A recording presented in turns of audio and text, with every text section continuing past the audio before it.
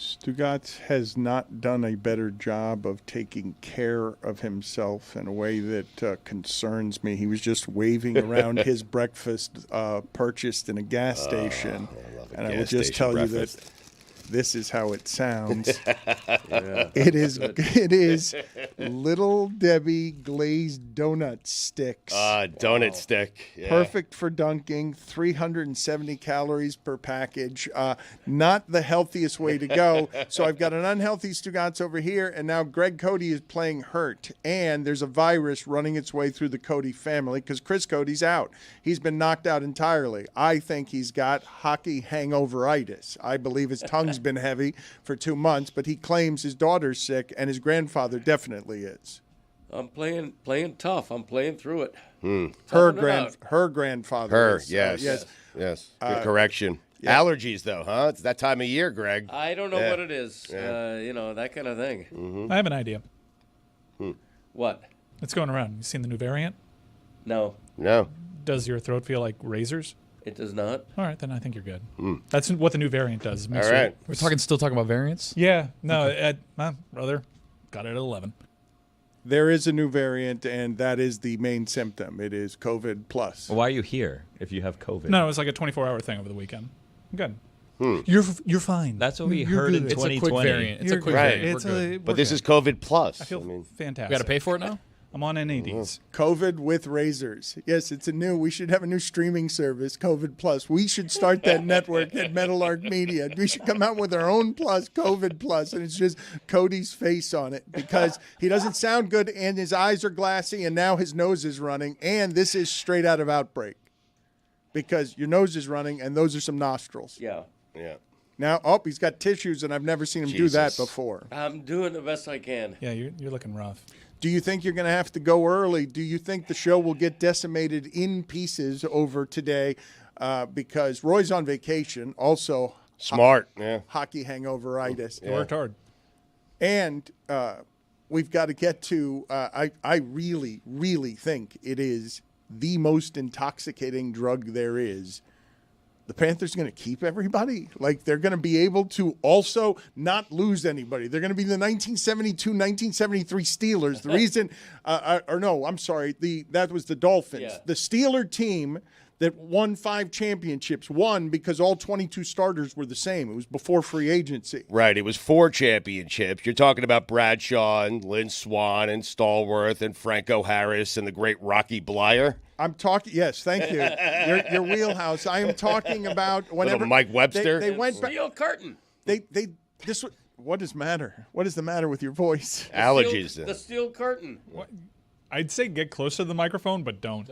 Okay, sorry. Right. COVID plus. I know. Super. COVID super. Greg, the last 2 weeks, I mean, you've always been bad at the details here, but the last 2 weeks you've forgotten to be near the microphone. Like it's an unusual thing you're doing at the end of your broadcasting career. Yeah. It's a weakness in technology because by now they should have a microphone that it moves. essentially follows you. No, it moves with you. It moves quietly with you. It's got an arm that could not be quieter that would move with you. But it doesn't move automatically. Right. The technology should be that this apparatus realizes that when I'm here, it has to be like that. Adjust itself. Right, yeah. but it doesn't. Mm-hmm. Old technology here. You or the mics? Both.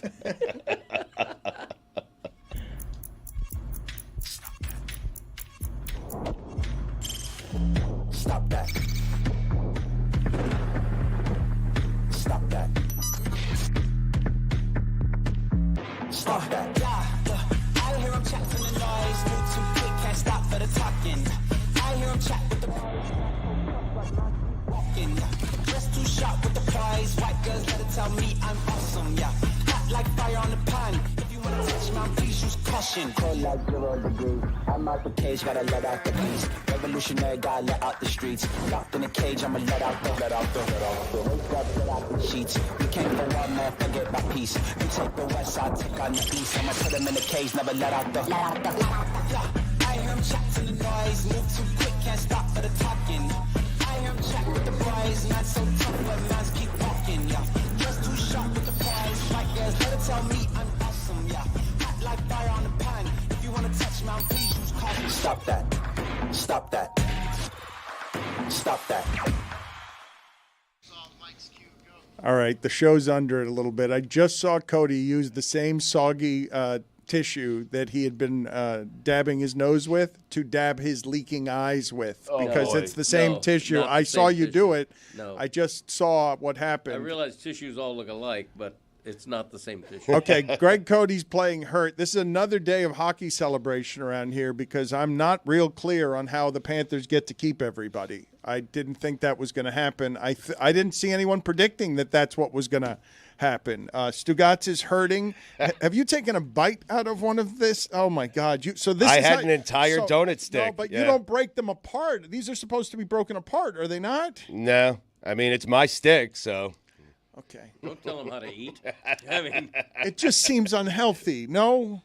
It is unhealthy, but I was hungry this morning. I stopped at the gas station. I needed gas. I got a pack of tissues for Greg Cody. I got some donut sticks and a pack of heaters for myself. Okay, so did you stop for the donuts or the cigarettes? How does that happen? Are the you heaters. stopping? You're stopping for the cigarettes and then stumble into the donuts? Yeah. And so, do you normally get those? Never gotten them before, and we'll never get them again. So you just saw donuts and were like, "That seems. I'll just have some sugar. I'll chase the smoke with some sugar." Yes, I mean the options were Twinkies, Hostess cupcakes, and I went with a donut stick. I mean, there should be a combo. I think there should be like glazed cigarettes where you smoke half of the cigarette, right, and then you literally just eat the rest of it. Wow, that's a good idea. Yeah. Kill two birds with one stone. Right. If you're as lazy as Stugotz, something that one stone's gonna kill me. Tony is back from Vegas, polluted, I'm assuming. Do we have the video of you fighting a legitimate champion fighter? So here's the thing. We have video of me working out with legendary coach, 3-time Coach of the Year MMA, Eric Nixick from Extreme Couture. We have Brad Tavares also in the picture helping us work out and stuff. But between you and me, Dan, if you want me to be really honest with you, I think that Brad was watching me hit the bags and was like, you know what? I got something to do after this. I don't know if I can hang out with you and spar you after the workout. I've seen a little bit too much. So there was an issue where he had to go, and I'm not going to say he ran away from me. I'm just telling you he was there, and then I turned my back, and he's disappeared. Stugotz, you are our most qualified liar here. You are our most. Well, thank you. Our most expert liar.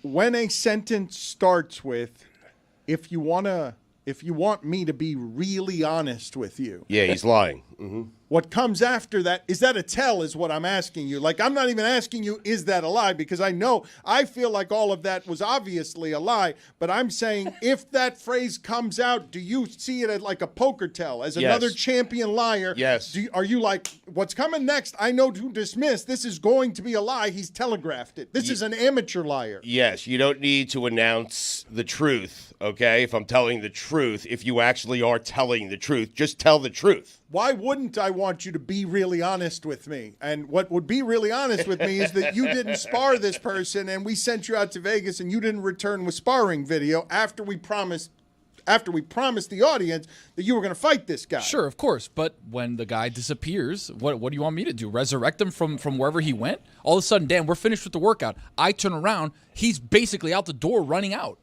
How am I supposed to take that? You got to follow him and pick a fight. Yeah. Billy, what's in your notebook there that you're looking through? Have you now started? It's just my to-do list that I have. I have to call the dermatologist later, text the roofer, maybe go to the Marlins game at 6:40. My daughter has gymnastics at 4. It's just what keeps me on track. It's a busy day. Hope you can get a ticket for that I woke Marlins up game. and the EP show wasn't on this list, so I have to add that, and I check it off later. Well, do we believe that Chris Cody has a sick daughter, Greg Cody's granddaughter? If you want to check out the 70-7 Olympics or 7 versus 7. 7 versus 70 Olympics, the Greg Cody Show featuring Greg Cody is a podcast that is occupying that lane alone. Well, that's next week's episode, I believe. This week's episode, they spoke to a bacon salesman, a letter carrier, and a 68-year-old hitchhiker. Yeah. 2 years away from being eligible for 7 versus 70. What a show. I mean, there is pretty convincing circumstantial evidence that Graceland and Greg are both sick. I'm going to say, though, that what his show is this week, is a bona fide extravaganza. Did you hear that guest list? Say it again, please. Yes. Because please say it again so Okay. that people understand. And this podcast is really the height of Greg Cote's narcissism. What he has done at the end of his career as journalists fight to evolve in a new media space. He has carved out the space of, do you want to listen to the narcissistic ramblings of a senile old man who crushes white hat in the playoffs with his analysis because he is not to be dismissed as a senile old man? Thank you. Yeah, we speak with a bacon salesman from Minnesota, So good. a letter carrier from Queens, New York, and a 68-year-old wandering hitchhiker from Barcelona.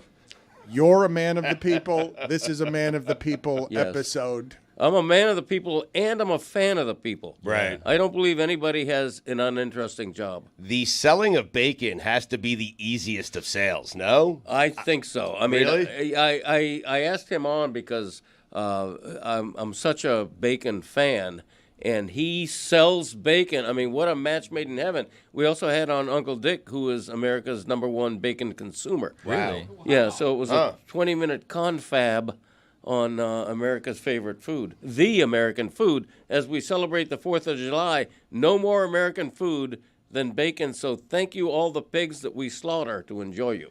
For those keeping score at home, it is starting to feel more like 4th of July week. We were talking about it earlier. It wasn't feeling like it. Greg, you said you don't think anyone has an uninteresting job. Yeah. I discovered a job today that I didn't know was a job. What's that? Theme park journalist. Really? Yeah. Sounds like a job for you. It's a job out there. Theme park journalist. Huh. It I sounds think like a we should- PR flag. I think we should create that for you here at No, it Meadowlark exists. Media. But I think we should create that. I think that you should have that as part of your job titles. Wouldn't you want to? Wouldn't you want to be Meadowlark's theme park journalist? Billy, take him up on this. I suppose so. Get to write off all your trips. Yeah, Yeah. go for it. Really? Are you kidding me? I mean, can I... It's like Disney passes. He really shouldn't Well, be running so Dan can I- should not be running a company. Hold on a second. Can I, I suppose so. if I have an expense in the past that affects my future theme park journalism, can that be expense? Yeah, I think so. No, I don't think that. No, I don't think that's Dan going to needs to pass learn immediately. accounting. You're rolling into the new job? Like if I'm Rolling in Depends. previous Like you have expenses. previous experience with your new job. You got to talk about Tower of Terror every time you've ever written it. Now you get to write that off. well, no, like for example, let's say I was. There's no better way to put it than this. Let's say I was suckered into getting Disney passes, and I will then use said Disney passes for my theme park journalism. Right. I should be able to expense that. No doubt. I would think. As Yeah. a Going theme park forward, You would journalist, think. No, well, Going it's already forward. paid for. he's going to do It's already content been based paid off of his for. previous experience. So yes, he gets to Yeah. write that off now. I'll Great go idea, out Dan. there, guys. Just wait for it. I'm going to spar with Mickey Mouse, and then I come back on Monday. No, Mickey left.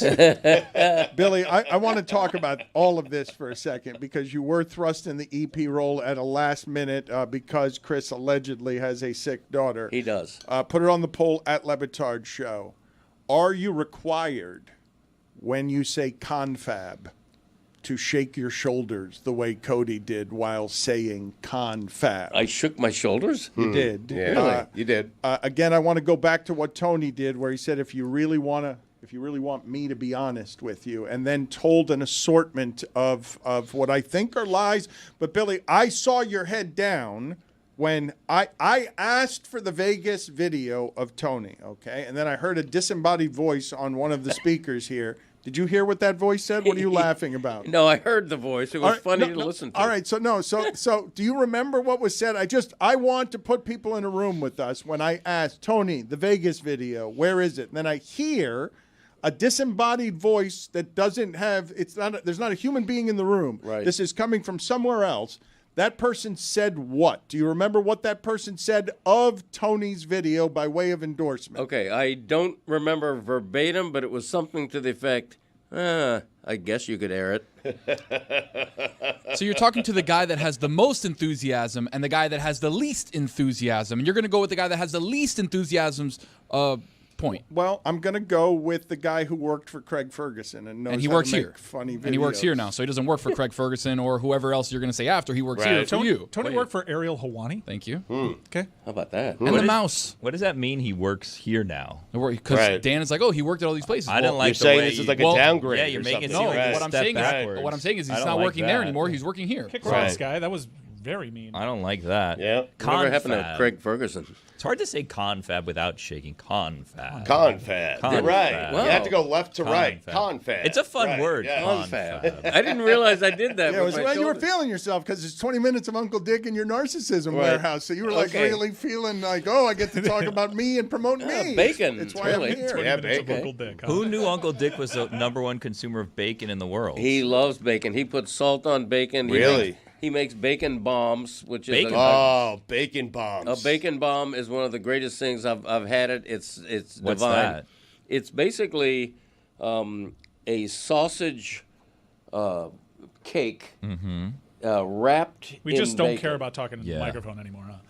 I'm It's, sorry. Well, it should painting follow a- him. I don't know what to painting a do about picture. it. Okay, But I'm no, not you know just what to have do it about one Painting a one-on-one technology right now. now. It'd be So like- is it He's sausage or is getting it bacon? worse at doing this. Sausage wrapped in bacon? Yeah, sausage and veggies on top of the Ooh, sausage. I could do without that. No. When I say like onion and jalapeno. We were supposed to do a sausage and lentil off today, but your son's not here because he's allegedly sick. And No, his daughter is sick. Whatever. That's a fine. She doesn't drive. He wouldn't let her take an Uber to the doctor, so he's There's a sort of- virus running its way allegedly through the Cote household that doesn't allow Greg Cote's son to do his job.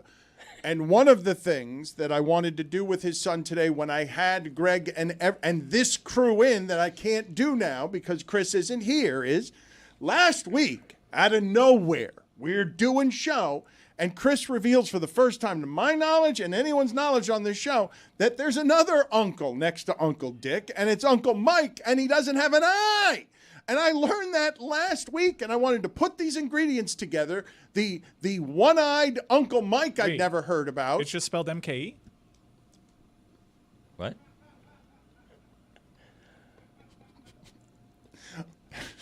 As an aside, Uncle Mike died about 20 years It ago. doesn't he matter. told us. It's not the sad. point. RP. There's a Yeah. one-eyed uncle, and we're sitting here talking.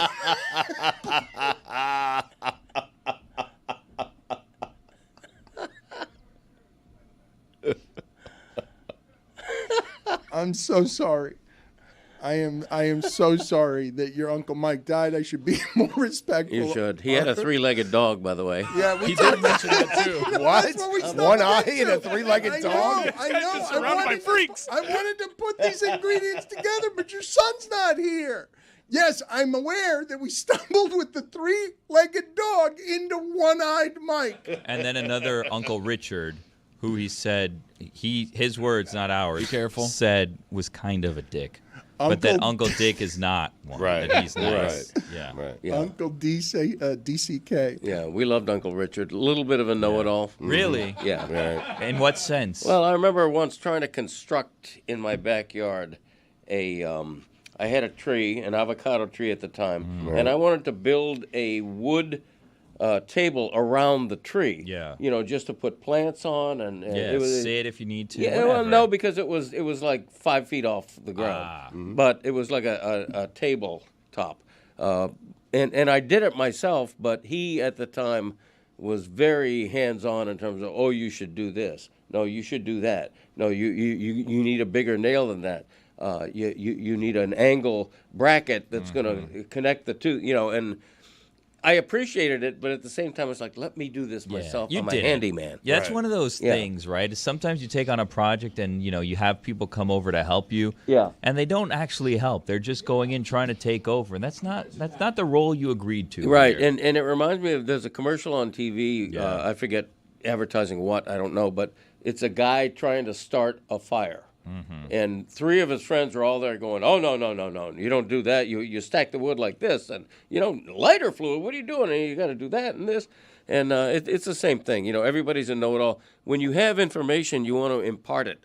And I can relate to that, because now he hands me down the know-it-all. So if I'm around somebody trying to build a table around a tree, I'm going to go, the first thing you need is 4 big angle brackets. You can't do it without an angle bracket. Wait, so he was right.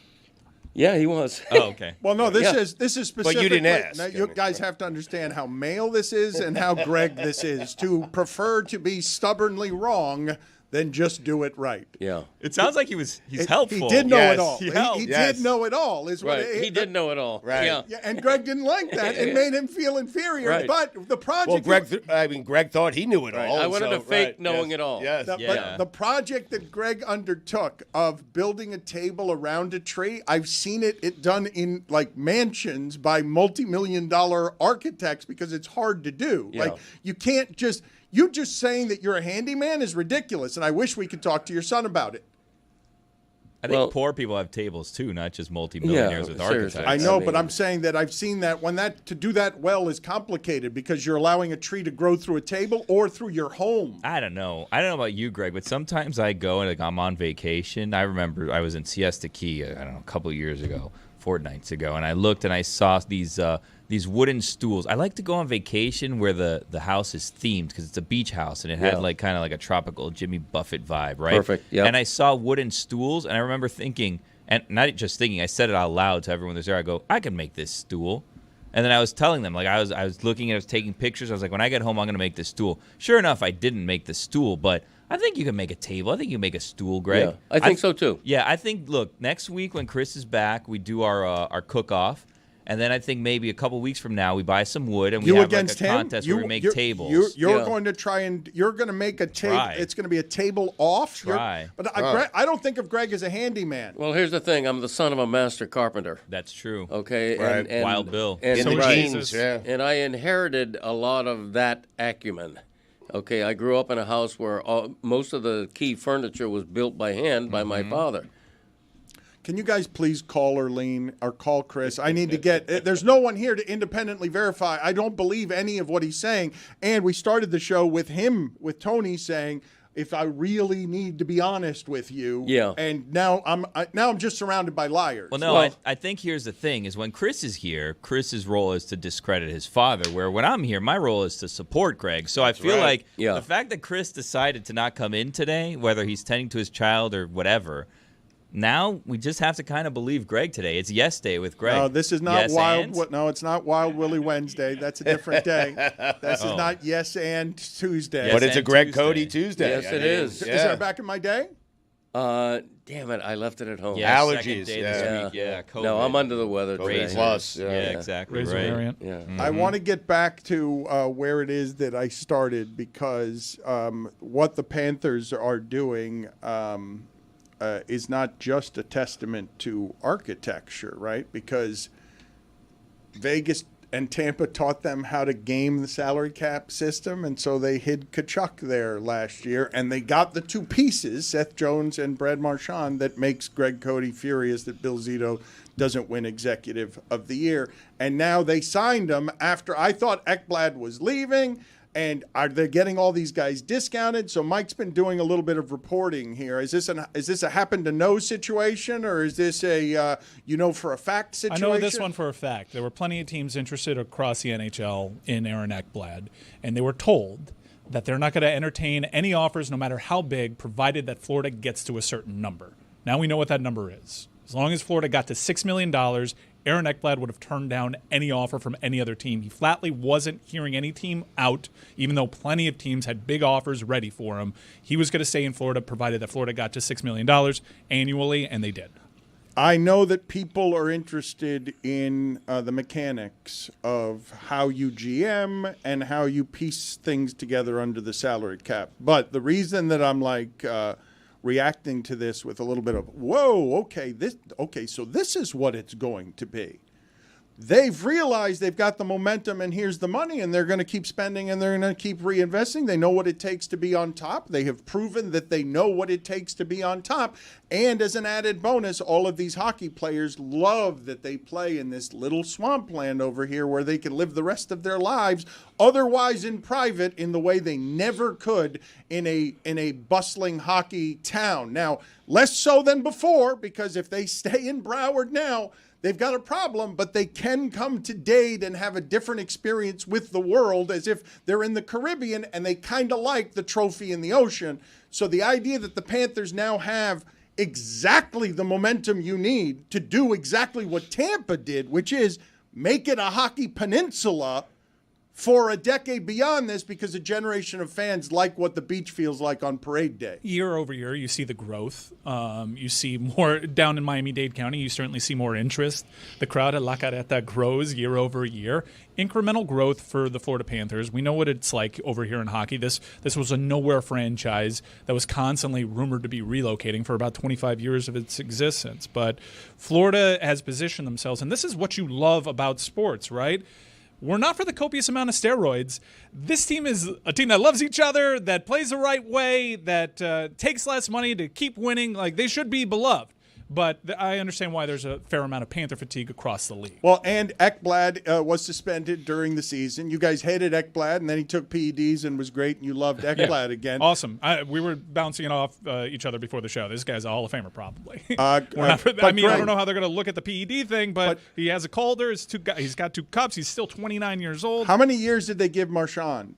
They gave him 6. That's 6 years. Crazy. So that's the first thing I thought of. Like, how old is he? So there's He's 37. a lot of this is confusing, right? Because there's a new CBA, and a lot of the CBA changes don't take into effect next year. It's the year after. So Matthew Tkachuk's going to have surgery.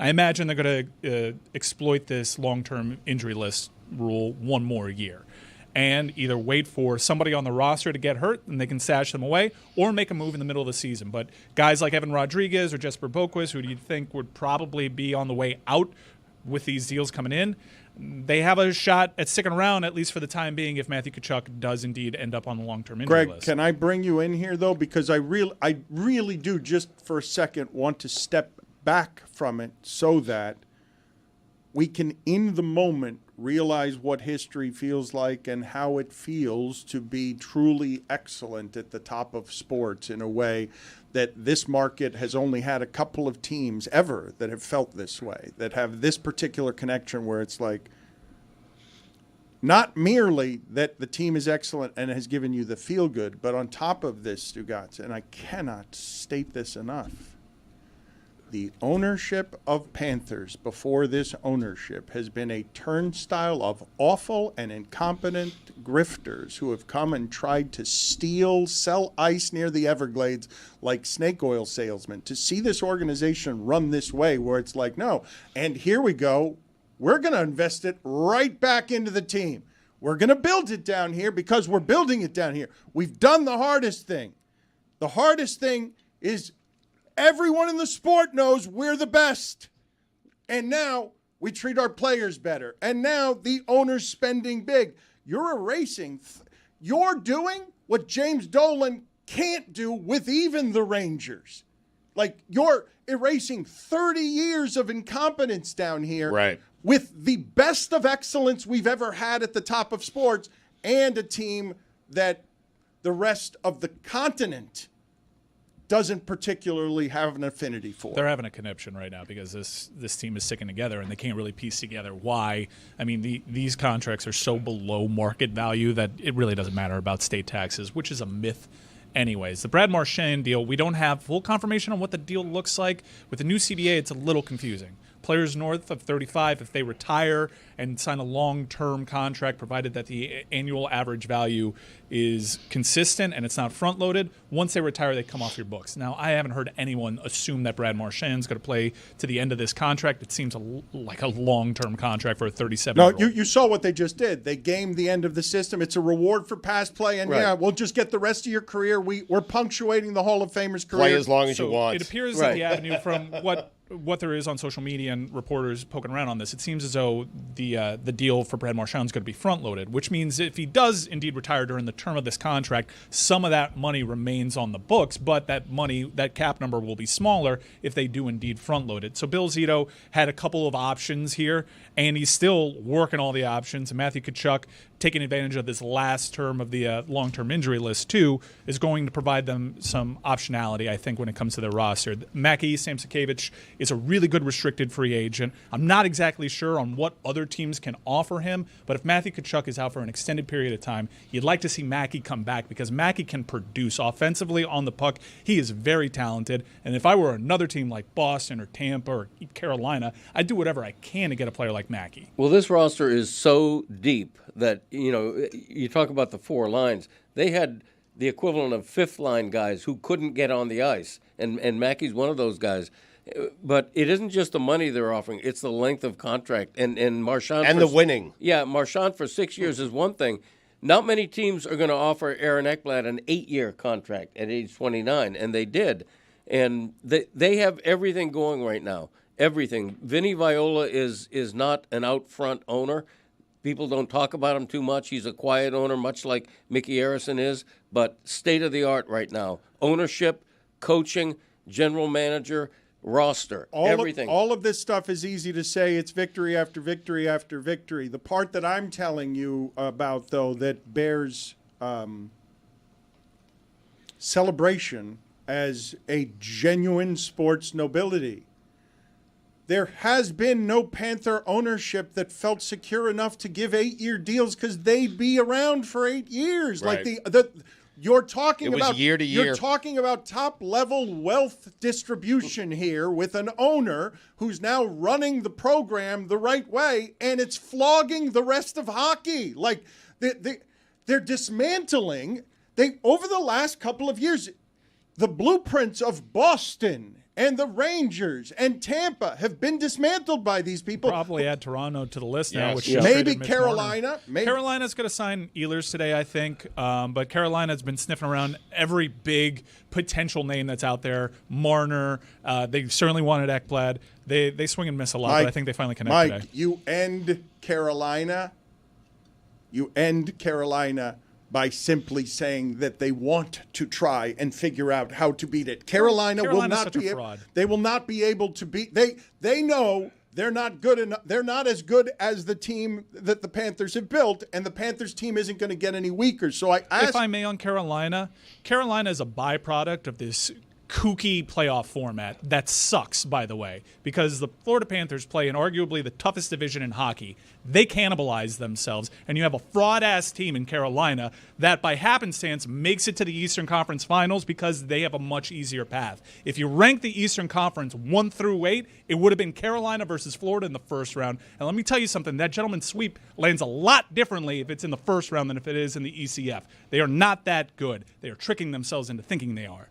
I need more information on One-Eyed Mike. Billy, I'm going to need your help here because I'm asking Chris Cote. He has imaging of I happen to know or I know for a fact, and we need to start reporting Mike Ryan's reports because they've all been credible. He's batting 1,000, like he's never gotten one wrong. I was wrong for the soups on Noah Dobson. Carolina thought that they had Noah Dobson. Then Columbus thought they had Noah Dobson. There was a feeding frenzy around Noah Dobson from Stugotz's Islanders. He ends up going to Montreal. But I was transparent with that, but I do think Ehlers is going to Carolina. Okay. But with facts, you're usually pretty good. Yeah, I know for a fact right, that was what the deal was. With I'm going to Ekblad. get the imaging that Chris wasn't here to give us. We had good imaging for that on. I see here something that says happens to know potential imaging. Okay, thank you. I don't know why you would save something as potential. Okay, but well, it's he was sending it to potential. me to see if he was doing a good job, and I haven't Was heard he? it yet. Well, I haven't heard it yet. You so- want to just hear this? Let's hear it together. This is Yeah. the potential. Hold on a second Mike, here. maybe Mike can choose his own imaging. He doesn't Yeah. like what Jason's doing with Mercurial Mike Mondays or Yeah. Manic Mike Mondays or Mike Mild Mondays. Maybe Mike can approve or not approve of this imaging. Mike, you want to hear this? Hold on a second here. Two-eyed Mike. He happens to know? Great Scott, he happens to know. He happens to know. Gather everyone. Get the children. He happens to know. So wise. All right, there's one more here. Hold on. Oh my God, he knows. He happens to know. Come everyone. Come and listen. All right. Happens to know. He happens to know. Well informed. Nailed it. Thoughts? It's great voice acting. Really Let me good. tell you what. You know It was what? good. I don't think Mike likes it. A little lukewarm on it. Yeah. I did like the ending, though. You wanna play it again? Yeah, play the second one. I think the second one's Wait, the hold one. on. Let's This listen to is both. Second one's great. This is Yeah. very vulnerable for him to This not is be like here. the eye doctor. Hold on a second. One or two here. Hold on. Here's one. He happens to know? Great Scott, he happens to know. He happens to know. Gather everyone. Get the children. He happens to know. So wise. Is he a nobleman? That was one. I love it. Oh my God, he knows. Come, everyone. Come and listen. He happens to know. That's good. So Well good. informed. I like well informed. I think it's number 2 because Chris has this weird thing where he occasionally has this Wisconsin accent come out of nowhere. Sometimes it's when he says the word both. And listen to the start of this second one. It sounds like he's from Wisconsin. Oh my God, he knows. Oh my God, he knows. Come, everyone. Come and listen. Francis Oh, McDormand. we missed the whisper. The echoing. Hopefully, Chris's daughter will be okay, and the viral strain that is running through the Cotes will heal itself. How are you feeling right now? I've heard you sniffling a lot. You've been drinking. You okay? Yeah, that's one of the reasons. This is going to sound like a lie. One of the reasons I'm not eating the mic is that I don't want my breathing and my sniffling to constantly be audible. Billy, why are you laughing? I'm trying to think of which is a better thing, not trying to sound like a lie or Tony Right. just saying this is the truth. No, Greg was right. He was just telling the truth. He didn't need to say anything. It's Tony. When you announce that you have the truth, if I'm telling the truth, that's when you're lying. Right. Yeah. I'm Take it telling from the an truth. expert. I'm telling the truth. What do you want me to do? I guess if you say if I'm telling the truth, it's more like Right. Billy, should we? am I not? What are your Coin thoughts? toss. if What- I am, I may not be though. I want, since you're in the EP chair, I want you to help make an executive decision Oh my here. God, he knows. Okay, yes, this can be. Look, let's use that. And that's you as the EP, and that is God behind you and making an executive ruling on this. Chris is God? No, yes, it's you appearing as God, the decision maker, and Chris is an awed servant who has just appeared. Oh my God, he knows. So make a ruling on this. Tony thinks his video from Vegas should air. Matt Kugler, who I've seen you aligning yourself with on South Beach sessions, says you can air it, which shouldn't be our standard around here. It shouldn't be you can air it with indifference. So who do I side with? Tony's saying, do I side with the unfunny guy? That was Lewis. I'm sorry. That was Lewis who was saying that. That wasn't Tony. Okay. Do we side with Matt Kugler or do we side with Tony? Oh my God, he knows. He happens to know. Come, everyone. Come and listen. Happens to know. He happens to know. Well informed. We have breaking news on the hockey front. Florida's made another move. I wanted Billy to make a ruling. We got breaking news out there. We got What are you breaking supposed news. to do? Yeah. If you paid attention to the Panthers socials, they already said goodbye to Nate Schmidt, who's going to hit the free agent that's too market. bad. Schmitty had a cat named Schmitty. Had a cat named Schmidt. He died. Yeah. He died. So half of the 2 most recent PED violators are now gone from the Florida Panthers roster. The cheetahs. Just leaves Aaron Ekblad. But Thomas Nosek is re-signing with Florida for 1 year. He was an incredible fourth liner for Florida. They probably don't make it to the Stanley Cup final. Were not for that fourth line's performance down 2-0 to Toronto in the second round. Nosek was a huge part of that. He signs for $775,000. Yeah, that's why they had that line on the ice when they clinched.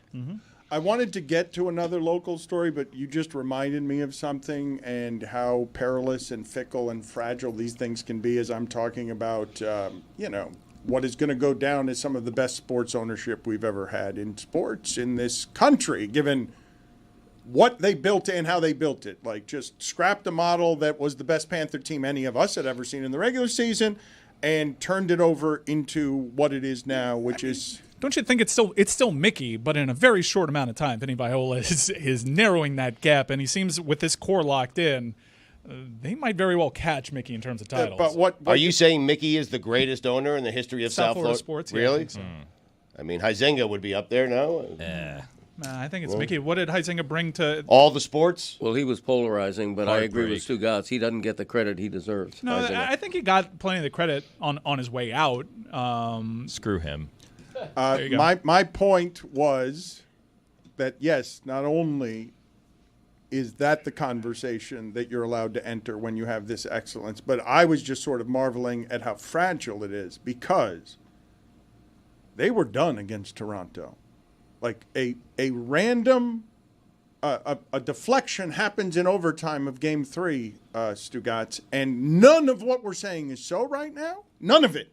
No, we're not talking about any of the stuff we're talking about because they would have lost that series to Toronto in the second round, and they would have been something that felt like it had underachieved somehow because we were dreaming of this. Right. Like it would have felt one championship in 3 years. That would have been an epic disappointment, and it was an ice skate razor blade from happening. And it's an absurd thing to think that they now have maximum stability when it was on a razor's edge.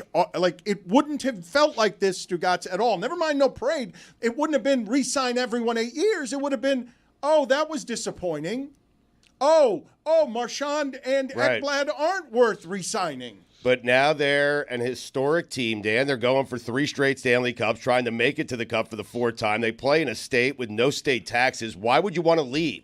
If you're any of these guys, Ekblad could have got out in the free agency market and gotten himself $9 million a year. He stayed here for $6. Why would you want to leave this organization? If they'd gone out in the second round, some of those guys would have left because it no doubt. It wouldn't have felt like a parade at the end. Yeah, I agree. These guys genuinely do love each other. I had a friend that was in the Bahamas at the same time they were, and he's like, the wives are just like on the phones watching their boyfriends and husbands just love each other's company in the pool, just being guys, broing out. And it's then when you realize, I don't think anybody actually wants to leave. And provided that Florida just hits the low end of what their hopes and expectations are in terms of offers, these guys are going to stick around. Brad Marchand didn't really have this huge loyalty to Florida. We reported yesterday that if Florida just merely matched what Boston had for him, he would just 50-50 to take it. And he did for Florida, not for Boston.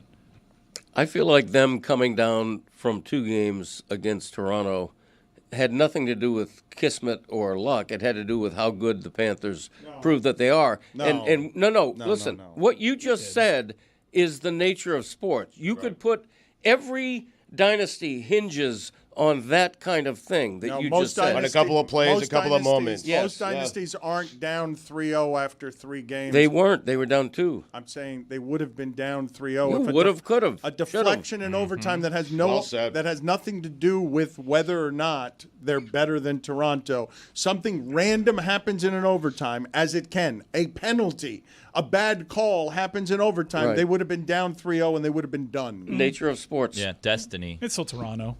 You know, if anybody can blow it, it's them.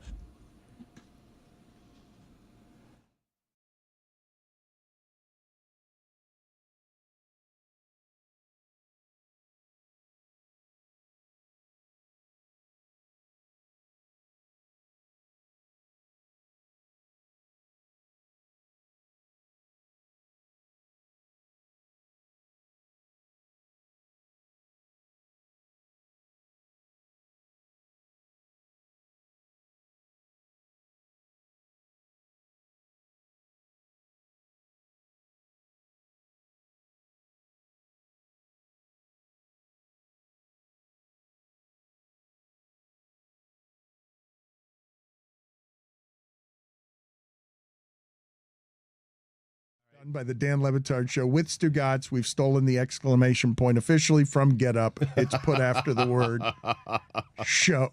So this is Act 1, Scene 2 of Macbeth. The stage instructions are: a camp near Fours. Alarm within. Enter Duncan, Malcolm, Donalbain, Lennox with attendants, meeting a bleeding sergeant. I don't even know what that means.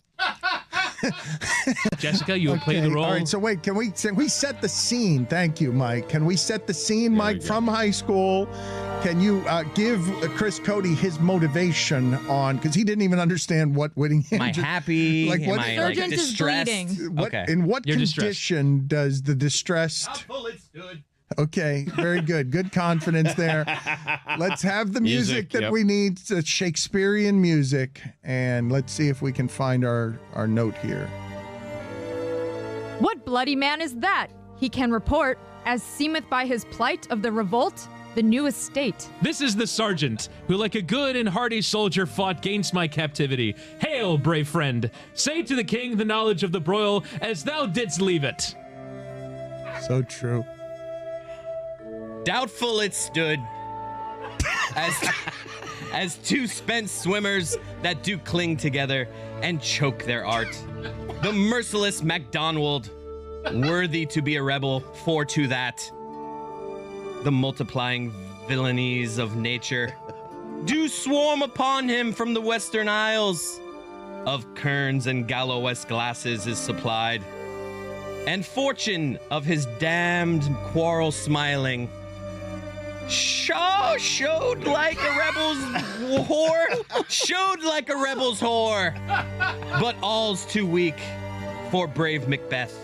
Well, he deserves that name, disdaining fortune with his brandished steel, which smoked a blood with bloody execution. What? Yes. Like Valuor's minion carved out his passage till he faced the slave, I feel your distress. I really do. which ne'er shook hands nor bade farewell to him till It's he nair. uniseamed him from the Unseamed. navity Unseamed. nave Name. Rolling. Don't let them deter you. to the chaps and fixed his head upon our battlements. O valiant cousin, worthy gentleman. Ah, as whence the sun gins his reflection, Missed your cue. shipwrecking storms and direful thunders break. So from that spring whence comfort seemed to come, Wait a minute. There wasn't a question mark there. discomfort swells. Mark, King of Scotland, Mark, no sooner justice had with valor armed. Oh, you think he's done? Humbled these Compelled. Compelled. these skipping kerns to trust their heels. Not compelled. We need But the compelling. Norwegian lord surveying vantage, Which is it? furbished arms, Vintage advantage. and new supplies of men All right, we've begin a fresh assault. tested his Hey, endurance. not this! Our captains, Macbeth and Banquo? And scene. You almost made it to the finish line. You started leaking confidence. It was not unlike the race outside in Freedom. You were very confident for a moment, and then you fell at the finish line. But Showed his long track. Excellent, Chris. Excellent. Vintage vantage. Long white crowd. Coppled? Compelled. Ah. Mike goes to Vegas, gets drunk, and Roy has to finish his hockey segment. Mike Ryan has landed in Vegas. God knows what time it is right there. God knows if he slept at all and what kind of intoxicants he's on. But let's just play sound from Mike Ryan. He's not chasing the Jokic brothers in Denver. That's a mean. But let's play the sound before we introduce Mike Ryan and his nice hat. I'm actually hearing, we're about to play this sound here. I'm actually hearing Mike Ryan is hopping in the Zoom.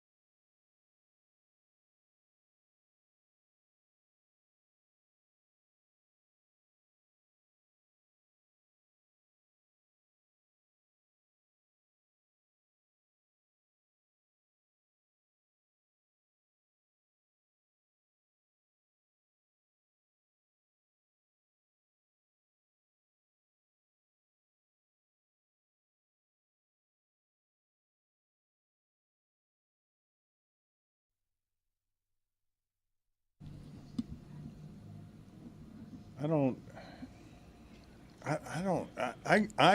know how I go the entirety of my life without Greg Cote ever telling me about One-Eyed Mike. That he's got an uncle One-Eyed Mike. I just don't know how that happens. I don't know how that's something I learn on the air. I don't know how people in the content business, a family of content providers, don't realize that One-Eyed Mike would have been a fountain, that both of you are oblivious to it. But I'm convinced more and more that the Codys don't know basic human things. For example, there are tissues on the floor at Greg Cody's feet. There are garbage cans in here. Yeah, I threw them away during the break. But they're on the floor. But if you were to get up and walk past you to throw it away in the garbage can during a segment, you'd probably not be happy. Yeah, exactly. See, he wants it both ways. This guy. By the way, Mike was my brother-in-law, not my uncle. And he lost an eye as a child. And so by the time I met and married Erlene, I knew Mike only as a regular guy. I didn't know him as a one-eyed, as somebody who had lost an eye as a Ute. Well, I mean, people with one eye are regular people too. Just to be clear. Of course they are. Here. How'd he lose the eye?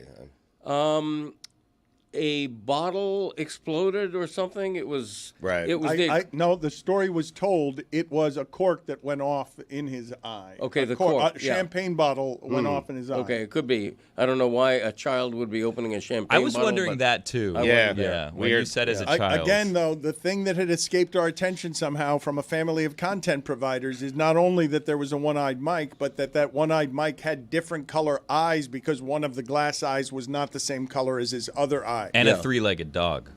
As you mentioned, yes. Yeah. Mm-hmm. Moving on to other subjects, I've still got this conflict in the room where Tony wants his video to play and is getting increasingly mad at Kugler. Kugler, the producer of South Beach Sessions, has Ross Gold Onwude is going to join us here in about 20 minutes. He's got a game idea for her. He's kind of trying to elbow Tony out of the way, I feel like, in terms of climbing up the producer hierarchy here, doing the same thing Billy's done to undermine Tony. He can have the producer spot. I don't really care about that. Like, I'm doing my own thing over here. Like, if he wants to climb the producership, he can do it. Great for him. He's got great games. Yeah, we can play a game with Ross. That's going to be amazing. She's going to love that. Like, the last one went so well. Remember gold or what was the other thing? It was like gold or good. That was bronze? No. Gold or good was the last time we played with her, which was another Kugler staple, and she didn't understand the game. She was like, "Is it gold or is it good?" And they were like, "Oh, we don't know." So just to be 100% clear, Tony and Kugler are at the same hierarchy, like same level. Trust me, we're not. No, all that Dan wants is for them to fight. Yeah. Why?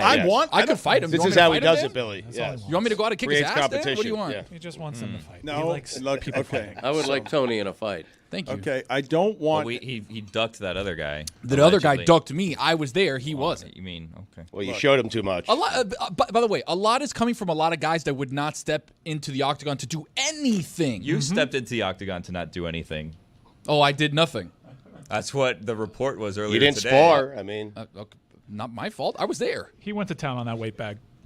So this is part of the problem and the tension that I have here. Okay, the standard. You're breeding this, by the way, just so you know. You're creating this situation. Yeah. Right. Dan would never do that. Never. I mean, I love Tony. I don't care if he sparred or not. I don't care what he did. I just love Tony. I'm glad he didn't, honestly. When I heard he was going to create content, he's going to fight a UFC fighter, I said, oh, my God, not my poor Tony. What if he gets hurt? I would never want that to happen to him. Tony looked like a natural from the clips that I saw.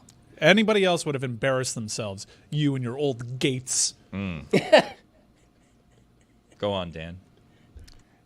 Did he just hit the three of us? He did. With instead of the word walking gates, G-A-I-T-S, as an insult, as a trash-talking insult. He did. Okay, so I don't want to make fun of this part. I do want to make fun of Billy saying, Dan, you created this.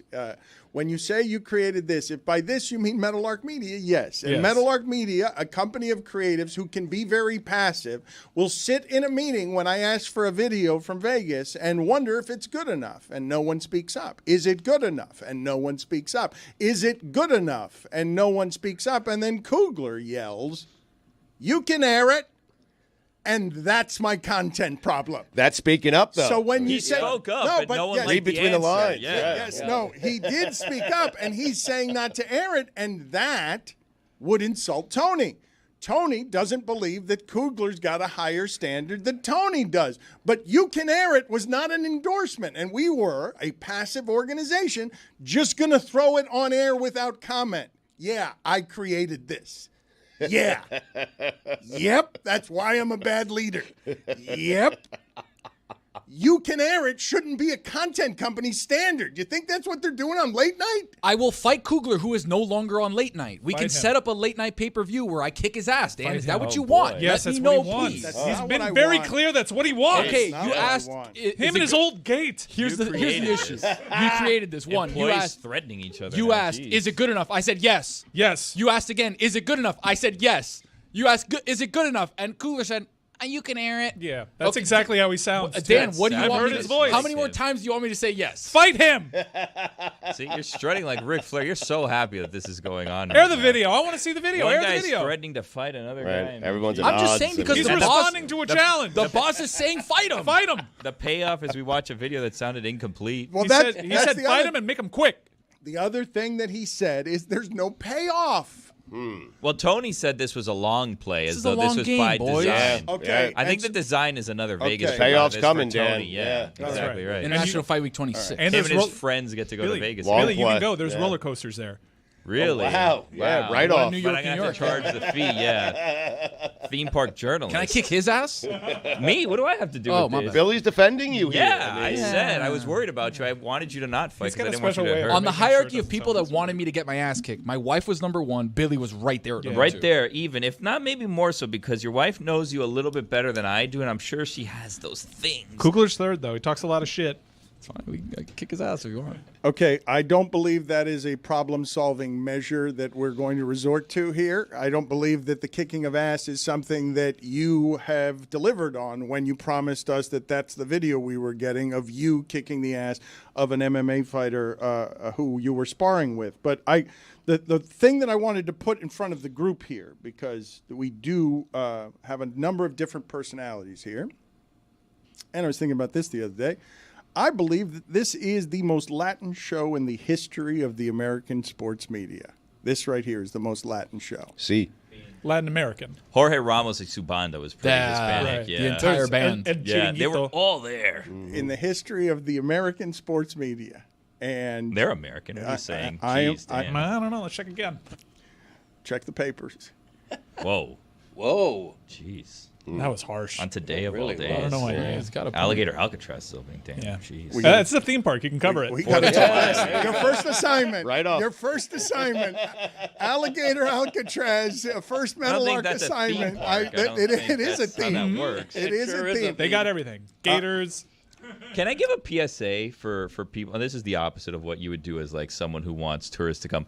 If you're a tourist coming to Miami, don't bother going to the Everglades. Giant waste of time. Overrated. It's boring, yeah. Sunburn, Disagree. Yeah. mosquito Disagree. bites. Disagree on all You counts. maybe get bit by an alligator. You go on an airboat, that's fun for a little bit, but then you're like, okay, how much sawgrass do I need to see? This is ridiculous. It's Billy. I'm right there with you. It's Don't the worst. bother. It's the worst of the national parks. Well, Easily. Yes. We got no I'm with you. topography. Right. yeah.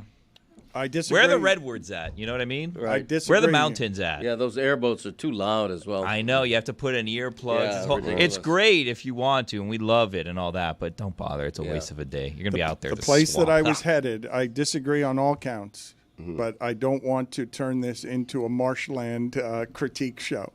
So I want to head back to where I was headed on Tony, because Tony, I have come to realize, because his dad was Stugotz, Latin style, that Tony has a perpetual hustle going as the most Latin of Latin hustlers that we have in here.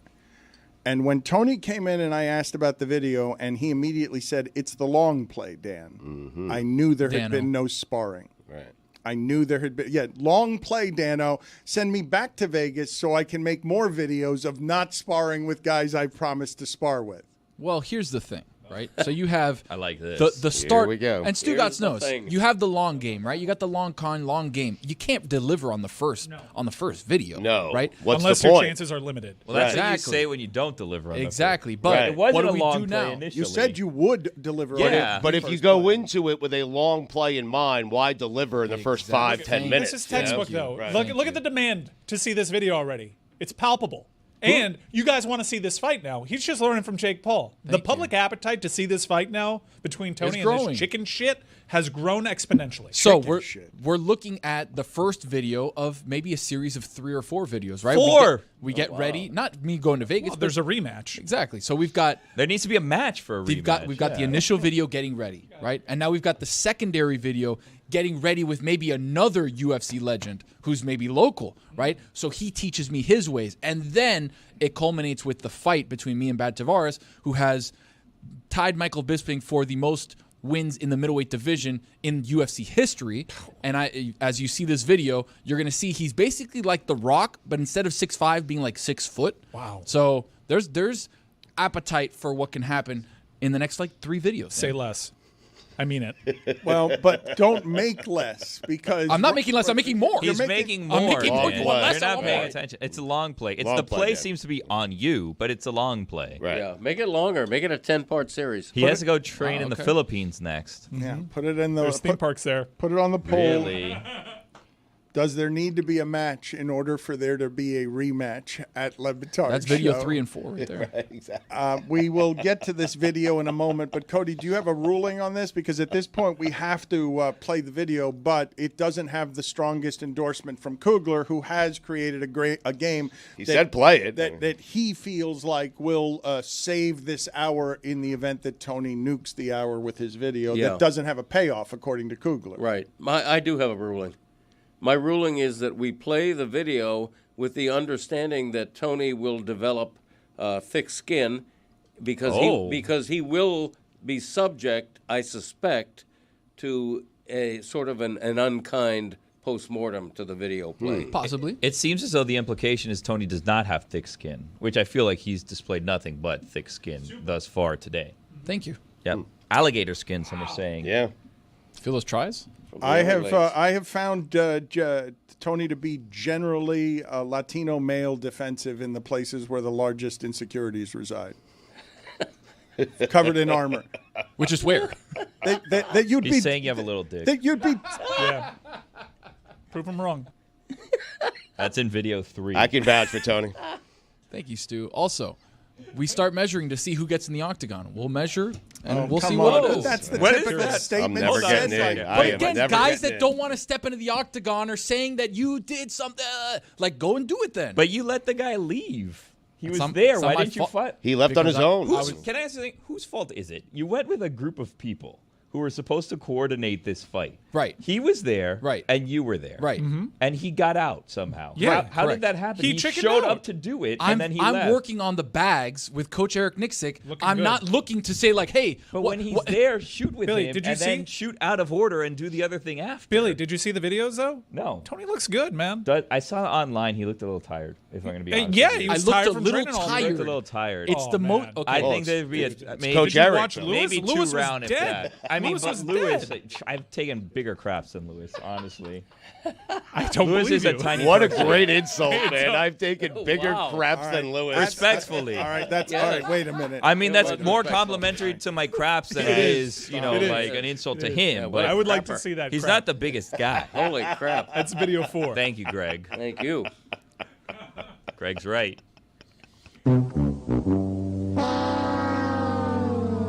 Put it on the poll, please, at Le Batard Show. Is it okay to say you've taken bigger craps than someone if you add the word respectfully? Because I realized as I was saying it, it wasn't coming out as I intended. It was more to be complimentary towards my crap than That's diminutive not true to at all. Lewis. You know what? If you say respectfully, you're about to disrespect someone. I mean. Well, I did it afterwards, yeah. Minor penalty, 2 minutes for lying. Lewis? No, you. Me? You, yes. Really? Not you. Lewis, huh? Billy out. I'm not putting Lewis out. I want to play the video, though, Lewis, please, because I do believe that people underestimate what combat sports are all the time. No, I don't want you anymore. Doesn't matter. Someone has to play the video. I got to turn Chris it is on. out. I mean, kid is sick. No, yeah. it's okay. Real pickle. I don't need you. It's okay. Oh, I don't need you. 2 minutes for fill in. lying. Well, And he's being penalized for taking a gigantic crap. It's not fair. not that gigantic. Lewis Something isn't- that's the penalty. In itself. Imagine the pain I was in for that to happen. Right. Jeez. It was a crime scene. Whew. I mean, I'd like to see a photograph of that. Would you? By which I mean, I would. If there was a Greg, crap the yeah. size of Would Lewis, you? I'd like to see it trying too. to Yeah, I imagine would. it. Yeah. You know, call Right. up Guinness, put it in the world record. That one. It would appear that Shane Gilgeous-Alexander has signed a $285 million extension. Wow.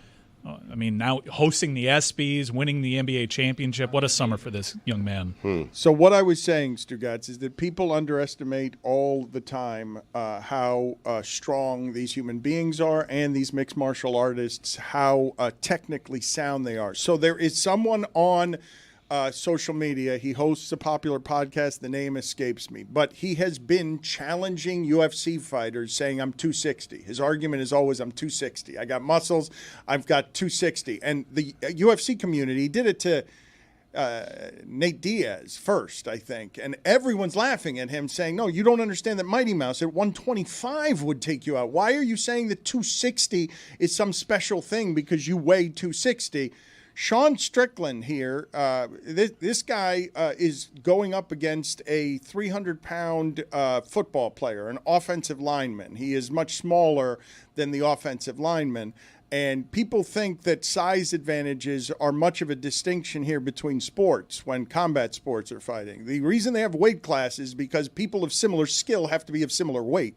But Sean Strickland is going to be as strong as a NFL lineman. An NFL lineman is going to try to be strong with him and isn't going to have the skill set necessary to do anything with someone who is 60 pounds lighter than he is. And look at Tony grinning maniacally. Good scramble over there. from Strickland there. You saw him flip him. Hung in there. That's Yeah. a guy who's like 275 pounds. Just threw him over. Weight matters in a fight, dude. In a fight, it matters unless you have somebody who is skilled at fighting and someone who's not. Like that, what I'm saying, I'm saying a 260-pound strong guy doesn't have a chance if he's not technically sound as a fighter. If he's not a trained fighter. If he's not, Right. if he's not dedicated his life to the craft of it. You're going top of the heap with Mighty Mouse. Yeah. Like one of the greatest MMA fighters of all time. Uriah Faber, I think Tony's got a shot. The guy you're talking about, Dan, is Bradley Martin. That's the guy who's 260 shredded and says, I'll beat you up, it doesn't matter. But in the sweet sciences, in mixed martial arts, you have a guy like Mighty Mouse who's a multi-level Brazilian black belt, Brazilian Jiu-Jitsu black belt, and it's like, it doesn't matter if you're 260, he's going to put you in some sort of pretzel. Well, that's and Dan's you're not point. Know. Right. I understand why it is that people thought that Bob Sapp in Japan a million years ago, he had a great deal of popularity because he'd be 350 pounds, overinflated, and then he'd go in there and he'd lose to everybody. He also became one of the biggest stars in Asia. That's correct. Yeah, because he was just bigger than everybody, and he beat a lot of people. Because Did he wear was bigger shoes than in the octagon again? Yeah, that's what they did down there in K1. I didn't hear the audio in the penalty box, but I saw the Tony video. My God, he looks enormous. Thank you. Yeah, Tony looks good in this. No, like fat. Like I Oh. saw the two fat guys fighting. Tony Right. looks terrible. Wow, So dude. fat. So wait, Serious? Right now, you guys just played it. Tony was in there and he was sparring with some guy or whatever. Yeah, he's a heavyweight. That's what Frank Mir looks like. He's got handles, but he can beat Brock Lesnar. Yeah, he looks terrible. handles. Did someone say handles? Do you want to do all-time handles tier? Ooh, I like that. Bob Sapp, by the way, was 24 and 39 for his career. Any handle steer begins and ends with Pistol Pete Maravich. Ooh, that's a good one. All right, Yeah. put it off to the side for a second. Let's watch Tony's video first. Tony, what is the setup that this requires, and ultimately, how was Vegas? Did Vegas you enjoy was awesome. yourself? Yeah, Vegas was awesome. The people at the Circa were first class. Derek, Rami, Aaron, all the guys who took care of us over at Stadium Swim. The show was incredible. We had guests. We had everything was great. Food, drinks, the whole setup, right? So Vegas was Circa awesome. always does it right. They take care of us. Take care of us like nobody's business. So we get there on Friday. Like it's their business. Like it's their business, but it's nobody's business. It's literally It is their So business much to better. take care of Their you. business. Yeah. Exactly their right. business. Yes. Hospitality. So we get to Extreme Couture on Friday. The idea was to spar middleweight legend at this point, Brad Tavares, and work out with Coach Eric Nixick, 3-time MMA Coach of the Year. He's one of the greatest dudes of all time. So is Brad. Very excited to do this. Thanks to my boy Justin for setting it all up. We train what is called Sicko Saturdays, right? And what I've been explained is that throughout fight camp, it closes with you betting on Hawaii to cover. Well, that's obvious. That's the last part of the parlay. So Monday, Tuesday. Is the explanation longer than the video? No, I got about another 30 seconds left. Play the video. Oh, come on. We've made it to Vegas. We're at Extreme Couture MMA. I'm really excited because this is like one of the birthplaces of modern MMA, and we're gonna maybe spar Brad Tavares. We're gonna go through a workout with Coach Eric. Buddy, Nixick. There's no maybe. Oh, there's no maybes? It's going down. It's going down? Okay, Brad well, Tavares. I'm ready, but I'm excited. This is gonna be sick. This is a once-in-a-lifetime experience that we're about to do. Justin, we're doing a few workouts before. We're going to do a full workout before. It's going to be the Sicko Saturday workout. Okay. Oh my God, okay. Sicko mode. Sicko Activated a little mode. early today. Sicko mode. Let's go. Listen, bro, I need you alive. I need you alive today. I'm good, bro. I was worried. Now I'm not worried, bro. I'm good. Now you're not worried. All of a sudden, you're not worried for some reason. I was built for this, bro. He's built like a Tonka truck. Bro, I'm good. I'm telling you, I'm good. Let's go. I'm good. I'm in the zone right now, bro. I know, but you're gonna fight a UFC fighter. That's a really bad idea. It's not a bad idea. We're gonna do the workout. I'm scared. And we're gonna do the sparring, and we'll be okay, dude. Look at this. I'm in great shape, dude. I'm ready. I get it, bro. Like, a part of it is we have to, we cover the sport. You figure we have to know what it's like to be doing stuff in the octagon. I mean, listen. And that's why I set this up. You're getting freco, and I'm the one working out, dude. Okay. I mean, but listen, That's dude. fine. That's fine. Oh, it feels amazing. It's 107 degrees in Las Vegas, guys. You know, the more I think about it, the less I worry about it. Really? Yeah. The more I think about it, the more I'm worried about it. That time's evil. We're getting closer, so we should probably swap minds real quick. Yeah, we just saw Brad. He's huge. And Hawaiian. Yeah. Which is adds a little flavor to it. It just sounds more violent. He's a beast, dude. He's an animal. I think he's gonna get his ass kicked, and I need him for tonight's show. Look, I promise Brad will take it easy on him. Hey, you should do this with me. No, that's what I'm trying to do. Do it with him. Let's go, let's go. I think you should do it. There's no option. Let's go. Come on, I'm we're gonna fight you. Okay, Let's go. Kill it, Okay. dog. All right, you know what? I'll do it, bro. No problem. Slow it down till you guys get it first, right? So I'm here. Boom, bing, boom, boom. Okay. Gotcha. Now I can pick it up a little bit. I can go again. Bum, bum, bum, bum, bum, bum. Okay, I'm getting it now. Now I can go.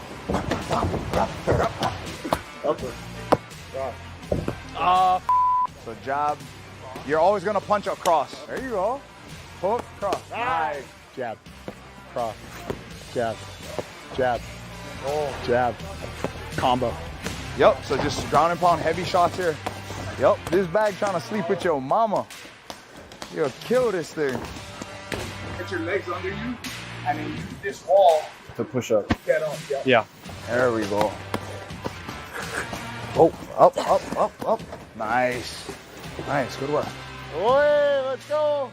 Squeeze your hands together. Don't pull them on you. Get up. pull him off the wall. Yeah. Yeah. Let's go. But if I can do that, I can do offense through Christ. Let's go, buddy. Yes, you can. I love that. Let's go. Ready? Let's go. I'm waiting. We get this. Sumo wrestling. Let's go. Get wide in your piece. Sink down. Nice. Stop him. You watch fighting. Come on. Get back up. Get back up. You gotta choke. Don't pull him on top, There we go. Get up. Get off your knees. Kicks. Let's go. Come on. Come on. I feel like I'm watching on Richard Simmons fucking Jazzercise. infomercial right there. Don't kick my elbows. Let's go, cheerleaders. Come on. Come on, let's go. Almost there, almost there.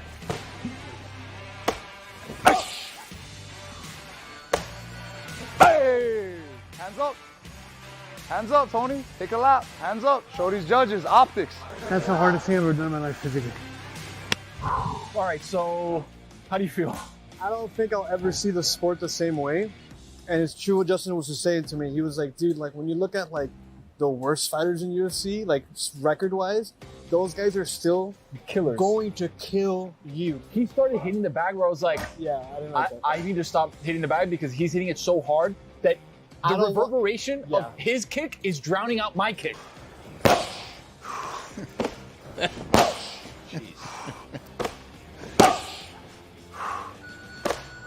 the idea was for me and Brad to get in the octagon together and exchange a couple, maybe a 3-minute round of at just 10% is what we at agreed 10%. to. Tony wanted 20. I produced him down to 5, and Sure. we got the time. But then all of a sudden, I finished hitting those kicks, right?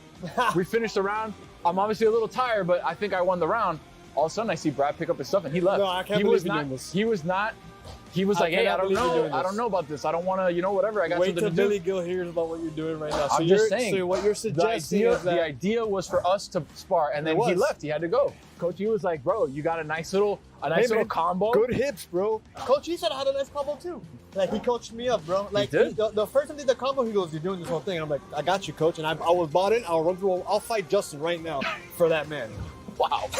Shout out to Coachy. Shout out to the boys at Extreme Couture. Shout out to Justin for setting all this stuff up. MMA Hangout on the road. Let's go. They said bro more than Pablo says Peabody. Your point? You ever been that tired? You only have a certain number of syllables that can come out at the same time. I don't think most people know just how exhausting it is to fight a round. I'm not just MMA, box around like that. It's a whole different. Your legs go from just fear. Just it's. Did you see Lewis's Jello legs as he was trying to kick? It was like Lewis looked really bad by the end of it. It was his left leg, to be fair. Yeah, it was his left leg. Yes. So a little bit more on Sicko Saturday. So this is what I've been told the elite fighters that are getting ready for their fights. This is what they do on Saturdays, right? So they'll wrestle, they'll box Monday, Tuesday, Wednesday, Thursday, Friday, and then Saturday is the culmination of all those things where you basically do 4 different exercises or 5 different exercises for 30 seconds, then either hit the bag or kick, and you have to do that 5 minutes, 5 rounds. So it's the closest thing that you can do to simulate an actual MMA fight is what we did, and we did about 70% of it, of the first round or of 5. just wrestle a bear. Do you guys know? Look at Lewis's body there. That is, I feel for him. Lefties. I feel for Lewis there. Tone that's not great for Coach Lewis Nixick there. had to stop the workout a little early because Lewis was a color of red that he did not Yeah. really like. So he was worried. He's like, do we have the AED machine? Is it close? Does Lewis have chest hair? We may need to put the pads on him. But luckily, Lewis bounced back, and he's able to obviously do this and speak and breathe. He did have you in a guillotine. He got me in a guillotine. When I hit one with the double leg, he did get me in a guillotine. The problem is he needed to crank a little bit more and go back. I broke his hand, so that way I was able to get out. But he had me for about 4 seconds. He had me. I've seen enough to know that you would kick Lewis's ass. Thank you. And Kugler's too. Bring him out here. I'll beat his ass right now. Enough with Lewis's nipples, Why do we keep please. threatening people? Enough with to please Dan. With He's Lewis's very nipples. bloodthirsty. I don't need any more of that. Why did he shave his chest? Mike, because it was going to be on camera. Mike pointed out that they have a Tom and Jerry vibe. Tony, do you even know what Tom and Jerry is? Yeah. Cat and mouse game. Okay, Ice cream. I only ask because I don't assume that young people will know what Tom and Jerry. That's Ben and Jerry. Who they are. Oh. I wanted to bring up something that I figured that you guys would be on top of on God Bless Football. I saw that Moestert took out the Dolphins for treating all pros like shit on Twitter. You guys are friends with Raheem Moestert, and one season with the Dolphins, he had 18 touchdowns. And so I was going to send you guys the note when I saw this on Twitter. I was going to send you guys the note to see if you should get Raheem Moestert on, because I haven't heard a lot of people with the Dolphins saying this as the business now breaks apart, the guys at the end who think that they were more valuable than how they were treated here. I don't think Jalen Ramsey should have any complaints about how he was treated here in any way, but Raheem Moestert is saying the Dolphins will treat you like shit. What do you make of this, and have you reached out already to Raheem Moestert for God Bless Football? We needed Billy's reaction to this, so we recorded an episode yesterday, and we were texting back and forth with Raheem Moestert. Billy just bought a jersey. Oh, spoiler alert. Of Raheem Moestert after he left the Dolphins, and Moestert was playful. He was texting back and forth with me, but he couldn't come on because he was headed on vacation to Panama. So, why'd you tell people where he was going? It's a big country, Billy. What hotels he had? You really didn't need to say where he was headed on vacation. The canal, by the way, was odd. like in going back to the Everglades for a second, the canal seems like something I don't need to see if I go to Panama, right? I know some people like the idea of like I'm going to go through the Panama Canal. It seems like something you could skip, right? I've never been. Greg, you're a cruiser. I don't know if you've ever been through the Panama Canal. I have not. It sounds like a theme park, though. It's something you should get on. Yeah? Yeah, I think so. But, you know, Raheem Moestert was talking about himself. He was the one who was treated like shit by the Dolphins.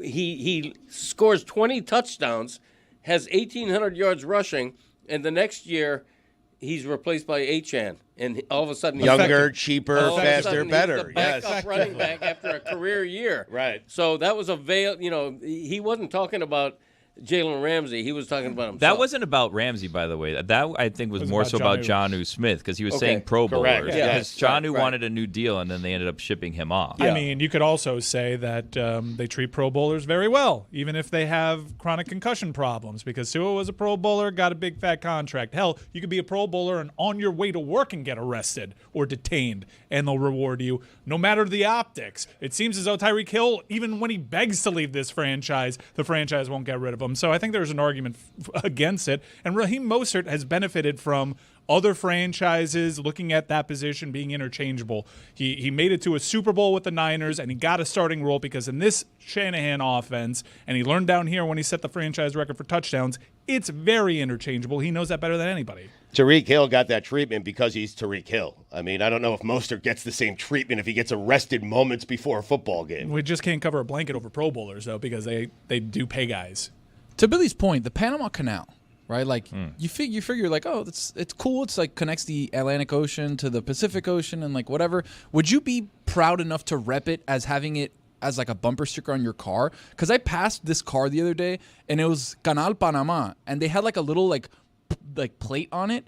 Do you feel like that's something you'd be like, yeah, like I want that. Like I want to rep that. They're tourists like, I went to the Panama No, Canal. look at this. So look on video right now. It's just a bumper sticker of somebody's Kia, and it says Canal Panama, and it's a bunch of pictures of the Just Panama proud Canal. of, The memories, proud of the region. Do you think that they grew up there? Not Do you- even the region, the canal. Just is the what canal. they're proud of. I mean, do like they work on Panama, the- okay, cool. yeah. Like, let's go, Panamanians. Yeah. I love it. It's just But the canal. Just the canal. It seems like an extended parking lot, really, for boats, right? It's like you're there and you go 5 feet and they have to stop, and then they close the doors and the water raises, and then you go a little bit and you stop, and they close the doors and water lowers, and then you go a little bit. And it's kind of like I don't need to be moving constantly to stop and look at nothing. You know what? The whole thing's a scam. Yeah, It's a hostage situation. What? They charge really. Now you're boats. talking. They charge boats thousands of dollars why to we have go to take through the Panama Canal. It's a moneymaker. It's like their main economy. Most people don't know this. I don't know about because it was that. recent, but 90% of it was recently sold to BlackRock. Put it on the poll at Le Batard Show. Is the Panama Canal just an extended parking lot for boats? And also put it on the poll, is the Panama Canal a scam, a hostage situation? At Le Batard Show. A couple of things that I did want to point out when Mike and you talk about disposable pieces at running back. You see the trade yesterday? The trade yesterday in basketball, when we talk about disposable pieces. Michael Porter, when he was a part of a champion, which was just a couple of years ago, he was quoted recently as Denver struggled, hey, we might be in a last dance situation. Of course, they're not in a last dance situation. It's only that Michael Porter's in a last dance situation. He was terrible in those finals with the Nuggets. He's an expendable piece. And now they go get Cam Johnson, who does all of the same things cheaper, is all it is. All it is accounting, is a player you may have liked who was a champion and who was a part of a starting five that when he was healthy was as talented as any in the league before they won the championship. He gets traded for a player who's just cheaper. They had to sign him to an extension. I would say Cam Johnson is exactly what Cam Johnson is supposed to be. The problem with Michael Porter is a lot of people think he should be a lot better than Michael Porter is. But Cam Johnson is on the ascent, was good in Brooklyn, and will do the same things cheaper. And I just wonder, when I ask you guys about the humanity of some of this, as we do all of the accounting that this is, Raheem Moestert had a season. You said 20 touchdowns. It was 18 rushing touchdowns and 2 receiving touchdowns. I believe so. But that you can make the argument it's among the best single seasons any human being has had in sports down here, and disposable.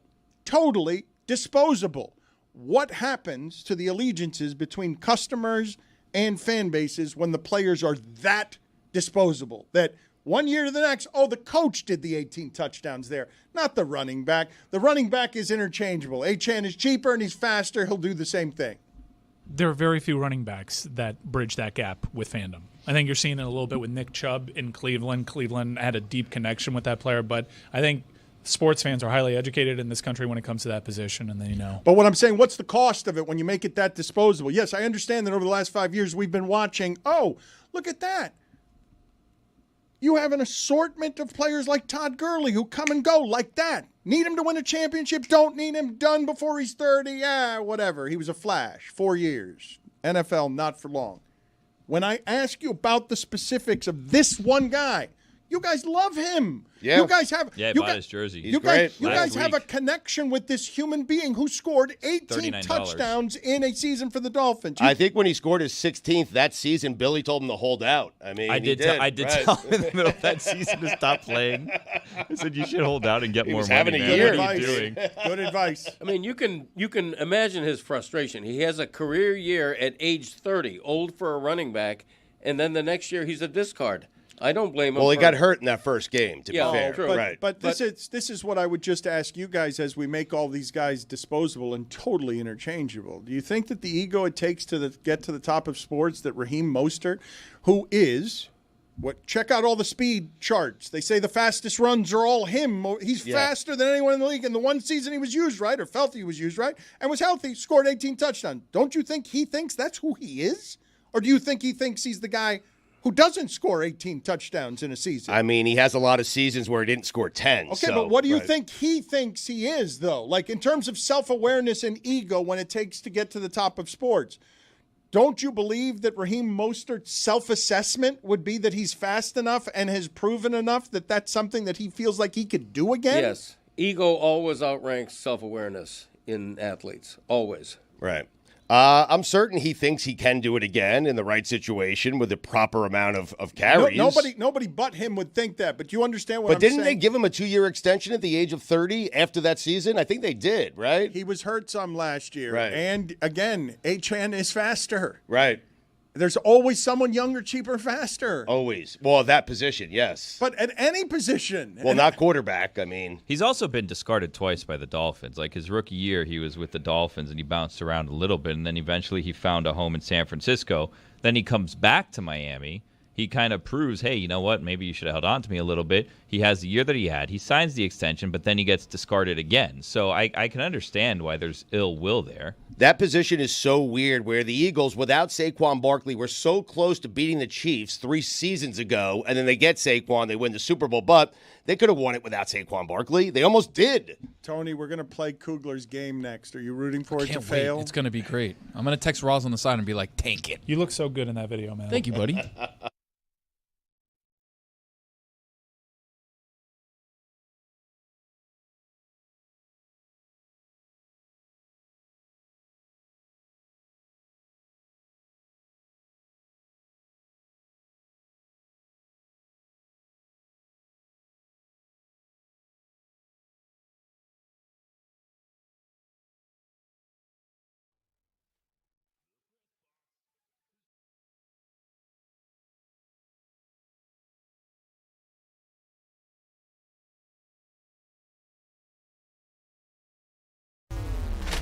The press box has changed. But Mike said it best. The press box has changed. I mean, seriously, get over yourself. We're going to talk during the post game. Tim Reynolds, enough. I mean, enough. I mean, seriously. you just got to know when You're the not allowed to cheer in the press box. Did you know that? Well, I did. They were cheering for Will Manso. I think that's allowed. And Goldie. If the Dan Le Batard Show comes to a hockey press box, hilarity is going to ensue. Yeah. They're going to yell at Will Manso for 7 minutes, and you're probably going to have to go to a stairwell to write, man. Like, it's just... if it was 7 minutes, I'd get it. It was is what 7 it is. seconds. Exactly. I mean, David, everyone else was saying hi. They were enjoying the show. They were laughing at us. But one guy is still clutching on to his newspaper deadline. I'm a little and it's disappointed. Tim Reynolds. And is he your demographics, too? I don't know. I happen to like Tim a lot, and Enough of I him. imagine this was going to be like E.J. Raddick or something, but that's just a bad look for Tim Reynolds. Listen, I went up to him afterwards. This was the best part. Stugotz Yes. is like, I've known Tim for years. I'm going to go fix this. He walked to Tim and walked right back very quickly. Yep. It was a very quick interaction. Well, he was writing. Okay? He's on deadline. It's Enough of the deadline. It's a We're on deadline. I gotta get home. I feel like playing off hockey. I gotta get home. I mean, Yeah, we're on deadline too. We got to get that post game out. It is a working press box. Tim Reynolds.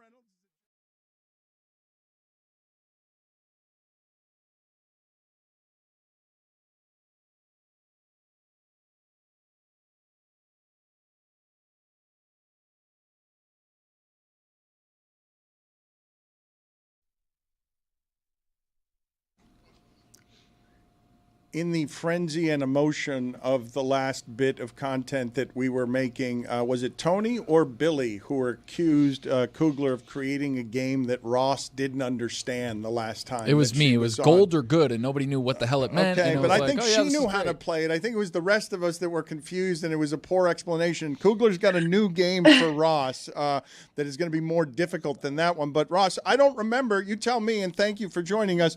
You got the game last time. It was the rest of us that weren't very good at it, correct?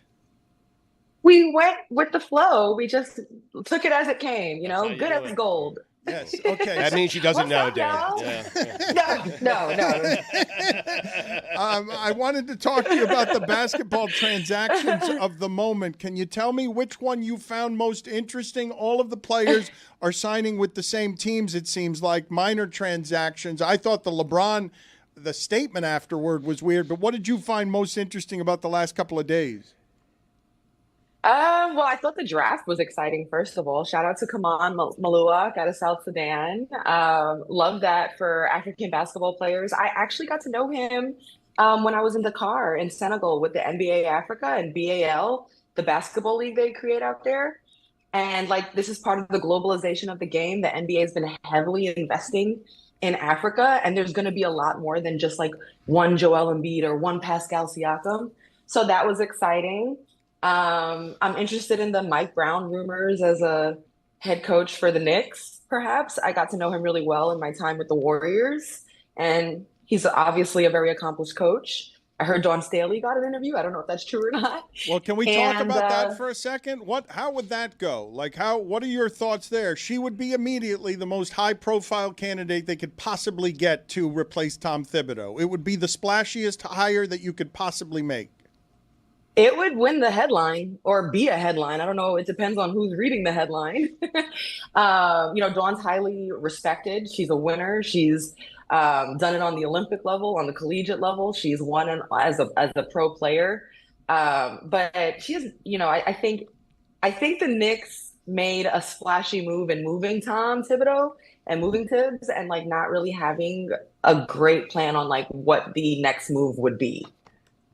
Yeah, it's frustrating. I've been a fan of that team my entire life. I have a better headline, though. LeBron, player, coach with the Knicks. How about that? It's illegal against the CBA. Wow. Now that's not for LeBron. Yeah, exactly. Yeah. And we'll bring Bronny over as well. We'll make it a whole thing. Bronny can coach, yes. Yeah. Other than the part about it being illegal, though, Mike, I think it's a great idea for splashing. Well, hold on a second. What? 2 rings? Wait. Whoa. What if the Knicks hire Bronny to be their head coach, not intending to play him, knowing that then LeBron is actually the coach? That's what Ross was getting to. Yeah. It's chess, not checkers, guys.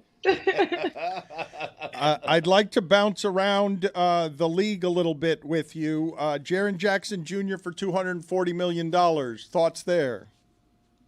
You know what? That's the money and the going price for these players. Jaren Jackson, in some ways, hasn't been everything that we thought he was going to be, especially early in his career. But I also think the momentum in the past couple of years, when we look at Memphis, has been so staccato and up and down with disruptions from Ja Morant to moving coaches to just it's hard to see what a player actually has. So I think, and now with Desmond Bane gone, I feel like it's hard to get the best out of someone when there's so much tumultuous energy within an organization. Can I get a ruling from you as an ambassador of sorts? Is Mike Ryan allowed to not like Angel Reese? You are entitled to your opinion, full stop. But what's your reason? Oh, this was positioned the wrong way. I personally have no problem with Angel Reese, but I'd like to dislike her if I actually had a problem with it. And it seems as though on social media and the fan base around WNBA, there's a very protective ecosystem around WNBA players. And I would make the argument that equality means hating Angel Reese just as much as I irrationally hate Terry Rozier, and people need to be okay with that. Scary Terry. You know, I actually think like the freedom for fandom is really important as the WNBA grows, and like it's okay. I think one of the things that's helped the WNBA grow is movement away from all the girls are the best in the world and the most positive and this and that. You've got different reasons you like different players. These are complex people, you know, like there's players that talk a lot of trash. There's players that flop. There's players that, you know, are fashionistas. And I like that it's evoking an emotion out of you. Here's where I push back. When you're trying to make analysis on the quality of how good a player that she is, based on those emotions and not actual facts. Right, but I want to irrationally hate people the way that I irrationally hate Terry Rozier, which is like a bad example because, as we all know, Terry Rozier is garbage. But if there were other players... No, we're not going to do that. Excuse me. Let's head to arbitration. You prove that he's not garbage. You prove that he's not garbage. I like my hand. Either way, I hate Paul Pierce. Hall of Fame player. Champion. Hate him. Think he sucks. Just a bad guy. I want to be entitled to irrationally hate players, and it seems as though in the WNBA I'm not afforded that ability. I think more than anyone, though, Angel Reese gets hated on based off of irrational logic, alternative facts, emotions. Just I don't like her type vibes. Yeah, that's good. And that's good shit right there. More of that. That's more. She gets that more than any player in the W. Yeah. All right. Equality. We did it. I'm not sure that it comes from a healthy place though. Like what is it that you're just like? That's what irrational is. Honestly, no one else is like saying what about Terry Rozier's feelings on the men's side. This is what sports fandom is. I want to hate people because they wear another uniform. What? Are you willing to say she's a talented player? I mean, again, not the perfect case study because I don't really care one way or another when it comes to Angel Reese, but I would like that liberty. Not the New York liberty. I would just like the liberty to hate her irrationally, and it'd be okay with everybody. Well, this is the part I'm not okay with. It's not just that she became the fastest player in league history to reach 150 rebounds, 50 assists in a single season, fastest player to score 500 points, 500 rebounds. It's using the words hate and garbage is where I'm stopping you. That's it. Just to stop. I mean, a note shy of hate and garbage. All right. Well, same energy for Terry Rozier. Would you like to defend him with the same kind of fervor? I don't think he's garbage. Okay you don't? He was just investigated for fixing games, and he was proved to be innocent, which means he's just that bad. He's making $26 million. Come on. That is weird, right? Where your defense is like, no, I'm just not good at basketball. Come on. Like, and the judges hate him. Confirmed he's bad at basketball. What reason has he given you to not hate him? Say you hate him. No, I don't. These guys are nuts. I couldn't imagine passing up millions of dollars on contracts to fix games and blow a beautiful financial future for myself. Where is the common sense in the NBA with some of these players getting mixed up in this stuff? Allegedly, nothing has been proven yet. Let's have a nice little betting scandal in the W, too. Wow. Rozier has, it's actually been proven that Rozier was not fixing games. So there is, it's been disproven that it's been proven that he's garbage. Yeah, he's a garbage player then. That was him The judge just read playing. that part, I think. That was just him balling. Mike versus Terry Rozier in the octagon. Let's do it. Found innocent of rigging games and guilty of garbage. I know Roz is going to be on my side with this. I'm just saying that somebody who gets to the top of a professional sport, top 1% of the 1% while fighting people for money in the world at basketball, that person shouldn't be referred to as garbage. That's all. But what if he's compared to all the other players in the league? I understand. I'm garbage at basketball compared to Terry Rozier. Right. But Terry Rozier compared to your average NBA player. I'll step up though, like just to say, like what Angel Reese is doing in the WNBA, specifically in rebounds, and also in the way she's been playing in the last like five or six games now. She's not comparable to Terry Rozier. We're talking about a player who will rewrite history books, who is on a path to be one of the most historic and legendary players of her position. I mean, and like she had a rough start this season, but to compare her to Terry Rozier is misleading. Yeah. And if you are going to have a rational and not fair analysis, I think you as an analyst can be judged upon that too. Are you okay with that, being judged upon that irrational and not true or fair analysis? Totally. Yeah. I've done it for 20 Okay, years. well then cool. Super cool with that. Also, again, I got no problem with Angel Reese, but now I think I do. It So sounds Angel like Reese, it, dude. we got beef now because I knew Dan But was she going to is set not me up for this comparable to bullshit. Terry I hate it. Rozier. She is not comparable. You're talking about one of the historic potential second-year players who has the potential to be like a legendary player in the entire game of women's basketball. Thank you, Dan. Thank you for this. Now I'm an anti-Angel Reese guy. What Yeah. all I said is I wanted the freedom to hate on Angel Reese, which now you do got. have the freedom to hate. It's you do on have the now. freedom Mike, of just fandom. say she's a talented player. That's all she's saying. Say I don't want to anymore because now you've pushed me into irrationally No, hating her. You but it- back me into a corner, the claws come out. That's what happens. But if you compliment her on the front end, saying she's one of the greats of all time, she's going to be one of the greats of all time, I just don't like her. Well, if You're it good. were onboarded properly, I wouldn't have to do that. But now you back me into a corner. One of the things. Hold on a second here. Sounds like Dan did this to you. Dan did. Minor penalty, 2 Lashing minutes, out. asshole. Jeez. Trying to help you. Asshole. Now who's being like Wow. irrational? We're going to play this game with Roz in a second, but Exciting. the thing that's problematic here is that Angel Reese is being an avatar for whatever it is that people want to put on her. But what she is, though, is a bully. She's physically a bully, and not a whole lot of people can do anything about it. And so those don't tend to be liked very much across sports. Even Shaquille O'Neal being We liked Oakley. being bigger and strong. Yeah, but we liked Oakley. Is there such a thing as somebody that is in the history of this sport? Has there been anybody who's played this physically to put up these numbers because she's being physically bullying? Angel's tenacity on the glass has never been seen. And like she is just magnetic to the rebounds. But I also think too, like when she's caught in motion with the ball in her hand, she's done a nice job of assisting, finding her teammates lately. She's been a playmaking post lately. It's shown some growth. She's extended her range. She's taking more threes now.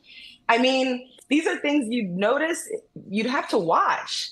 And I think with Angel, so many people have very strong opinions and haven't maybe watched.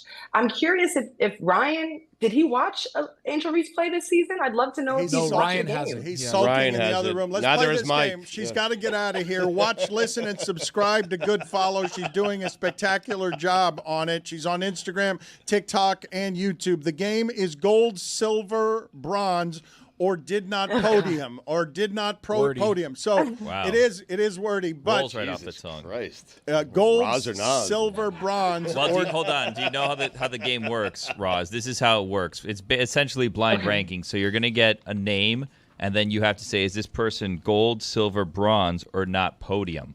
But you're not going to know who's coming next. And there are four. There are four in Dangerous each category, and you're only going to pick three. Are you ready? So, like, I'm going to give you four in each category. Well, and no. You read one at a time, and Yeah. then she says where that person Right. goes. That's Gold, correct. silver, bronze, or Thank not you. podium. That's Complicated So game. start with that top name and let her rank All that right. name. There's only going to be All right. four. Rank Gold, that. silver, And bronze. there's Okay. music Not for podium. the thinking. Okay, yeah. give me the music. Well, no, you have to please. say it first and then the music. Yeah. Gold, silver, bronze, Wait. or did not podium. You don't worry about the music, Roz. I got that. Yeah. Wait, Wait, Yes. hold on. so there's only four categories that each Yeah. one can be one.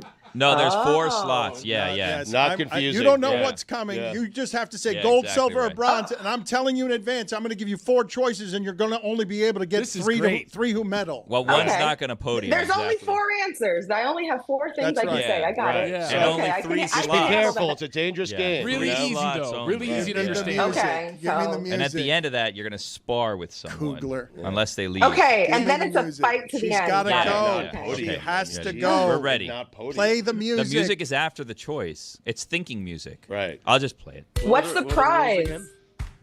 No prizes. Okay. The prize is my laughter at the end. Yeah. All right. Oh, Gold. Ryan's back. Don't say gold or anything. Just give a name and let her put him on the podium. That's it. She's got to go. Hello, Ryan. Welcome back. Real shame. Ryan, have you watched Angel Reese play a game this season, this WNBA season? He's going to Chicago this weekend just to Tell see the her. truth. Have you watched a WNBA game of Angel Reese this season? No. Yeah. That's What? my Off the podium. Yeah. I will happily admit that I don't watch the W. I do watch women's college basketball. I don't have the fan width to watch the W. Don't really like it. And in America, it's a safe space that I can probably say that. How can you have such a strong opinion? You've never watched her That's play. not fair, Roz. That's what sports radio is all about. Irrational. He wants the ability to hate her for no reason, like he hates men for no reason. Freedom to Exactly. hate. Right. Freedom to hate. This is crazy. It is. You are Okay, let's play the game. Yeah. Let's play the game. Roz has to go. but she's Ryan did not podium. That's my first answer. Ryan did not podium. Podium. All right. He wasn't Nafisa Collier, gold, silver, or bronze? We're not podium. Gold. Caitlin Clark. Bronze. Ooh. Asia Wilson. Silver. Angel Reese. I guess she didn't podium. You don't like her either, you see? What is that? Apologize to Ryan. Apologize to Ryan. This was a setup from the start. This was a setup from the start. It was. It was a total setup. It was a setup. You and I are aligned. You and me, both set up. We framed her. Okay, now can Ryan and I get in a boxing match again and fight to the death? Like, That's what is not going on equality. here? Roz, thank equality you. there. Good seeing you. Good follow. Follow, listen, and subscribe. Thank you. We appreciate your time. Long live Angel Reese. That is correct. Man, You just kept her off the podium. I am truly a courageous voice in media. Nobody out there doing what I'm doing. Glad we got to that game. There is no one else saying WNBA. Nah, I'm good. Stayed up all night for that game. I've seen so many people consult ChatGPT on W takes. One thing I don't see you. The all-time handles tier. I want to get to it because we promised it earlier, and I can't believe that we have a list that is in the Stugotz wheelhouse that has taken us 2 hours, 2 segments, just 2.5 hours to get to. Let's get to these tiers on all-time handles. When I say Greg Cote, this is a good one for you, Greg. Yeah. You doing okay? Sure. All-time handles. Do you know what we're talking about? Well, handle has several definitions. I'm Right, not but sure. do you know which one we're talking about? No. Cabinetry. Nicknames, I assume you mean? No, Yeah. a good guess. But we're talking guess. about basketball handles, like Okay. somebody who is a maestro at dribbling. Ability to dribble. Who do you think of? Everybody in the NBA. I mean, Yeah. who's Good not, answer. No. who's Good not, answer. who's not a good dribbler? Manute Bol. Okay, Just that's make good. sure to say Caitlin Clark. Jalen Brown, left-handed. Why doesn't Greg Oden. come up with his top 5 nicknames while Stugotz does his top 5 handles? Fine, that's fine. Greg, you do top 5 handles the way that you were going to do it, and then we're going to go to the all-time handles tiers list here from Fast Break Hoops. You've got Allen Iverson and Kyrie Irving on the top tier. That one sort of goes without saying, right? Kyrie Irving, I would say that universally people would put Kyrie Irving above Allen Iverson. Yeah, would he's they number not? 1 as far as handles league-wide. You're giving Allen Iverson more credit than I'm giving him by putting him on the same class as Kyrie Irving. Kyrie Irving is the best dribbler I have ever seen, has the best ball control I have ever seen. But Steph Curry is pretty good with a basketball too, in terms of just handles. I mean, I'm with Mike. The disrespect to Pistol Pete. Where This is is he? bullshit. Right. This is bullshit. See, tier 3, there is one person there that did it with their hand over the ball. Okay, because when I went to Westwood Christian, I was instructed by Pistol Pete himself via VHS. Wow. All right, and he told me how to play the game the right way. Everybody else carries. Let me get to the rest of this, though. Jamal Crawford, there's the second tier, okay? And it's Isaiah Thomas, Steph Curry, and Jamal Crawford. Tony, you don't like that. Zeke, I feel like we could push Zeke down a little bit. Out of there. I don't think a whole lot of people would object if I put Jason Williams where Zeke is, even though Zeke was a better basketball player by leaps and bounds. I don't think, like Jason, the third tier here of Chris Paul, This is a mean tier right here. Wow. I mean, James Harden carries like a son of a gun. The third. Congratulations on being able to dribble. Yeah, James Harden, get him out of there. Remove him entirely. But the rest of that is good. The third tier is Jason Williams, Tim Hardaway, Pistol Pete, James Harden, and Chris Paul. It's a good tier. It is. I feel like Hardaway should be tier 2, though. Maybe Jason Williams as well. I'm shocked. With tier 4, I guess they're accounting for size. Well, Steve Nash has to be in the top 3 tiers. How can tier 4? He wasn't super flashy with it, though. He just had a great handle. But when Dan puts it that way, I mean, Steve Nash and Kevin Durant occupying the same tier. KD. I mean, you could swipe him easy. He's just too big. You've got Marbury and Francis on that 4th tier. I like it. Stevie franchise. All right, and they just don't want to disrespect the Kobe stands and Jordan stands with tier 5. The thing that I notice on these top 4 tiers is because these people are of a similar size, how ridiculous it is that Kevin Durant at his size is in these 4 tiers when all of these people are small. Every last one of them has to. If you think of that sport as survival of the fittest, like a literal thing, survival of the fittest, the smaller people have to develop advantages that make up for their lack of size and handles. Everyone here is at least under 6'4". Everyone, I'm looking at this list. Look, is there anyone? Was Jamal Crawford 6'5"? I don't think Kevin Durant's a better. Jay Crossover is like 6'5". Do you think Durant has better handles than LeBron? I don't. LeBron's not anyone. He's not on here. LeBron's not in any of the 5 tiers. It's ridiculous to have Durant over LeBron in this discussion. Is that Havlicek? Hondo. Is it? I can't see because it's kind of far away. But is it Havlicek? There's got to be a. No, you got I to don't have your think so. own tier if you dribbled with your hand over the ball. Everybody else is just carrying. Yeah, bunch He's of travelers. Yep. They're cheating. Have you tried to play basketball the way that the modern day players do? It's much easier. Mm-hmm. Much easier. If you're allowed to put You're your right. hand over the ball, Yes. go over. It's way easier. Game now. Yeah. I love AI as much as any. I was a '90s kid. Love Allen Iverson. Carried a lot. Is Magic not on there? Imagine Magic not being on there. I don't see him on there. We can't be given aggregate sites like this, engagement bait sites like this, the time of day. Every time I see Big Game Boomer, oh, really, Big Game Boomer? You went to San Jose State's tailgate, did ya? And then it just gets circulated and gets 1 million likes. It's BS. Can you please go over there and get the gearhead? I need to. Yes, Greg is struggling. He's coughing. He's sneezing. He's been running his nose. There have been tissues all over the floor here. Is everything okay? You seem a little bit tired. You seem a little out of sorts. I'm a little under the weather. Yeah. I pressed the cough button, though, so I don't know that. But are you okay? Yeah. Is everything okay? Yeah. No, I'm fine. Worried about you? I'm also a little worried about the timing of this bit. It's niche, to say the least, and I've already been positioned as a sexist just very recently. I didn't position well, you you that fought way. for the You ability to be a positioned sexist. That's my I guess Fought for the ability to hate. And you won. Well, Congrats. You're I a didn't sexist. see. The thing is, I didn't see gender. Oh. To me, I'm the most forward-thinking gender equality guy that there is. Mm-hmm. Really? Are you that the way most? that Greg is the opposite of prude? Like you're the most gender equality person there is. I truly don't know what she was talking about. Like espousing the virtues of Angel's game. That's cool. I want to hate them. Yeah. Let me hate them. I said it on the. She missed the point. Yeah. I want to be able to hate somebody irrationally on social media. I want to be toxic. This is something that I'm afforded when it comes to men, but when it comes to women, it seems to be an issue. Yes, and probably should continue to be an issue for as long as I don't think America's you should got work to do. Yeah, you're perpetrating a separation, Dan. Is what you're doing. Yes, you position me as a sexist when all I want is equality. No, I did not. Exactly. I said I asked Roz if you had permission to hate Angel Reese. That's what I said. I didn't position you as and a it was sexist. denied, but I don't actually hate Angel Reese, but now I do because of that segment. You guys are setting this up all wrong. Mike just wants to be able to hate a woman for no reason at all. Thank you. As opposed to for being a woman.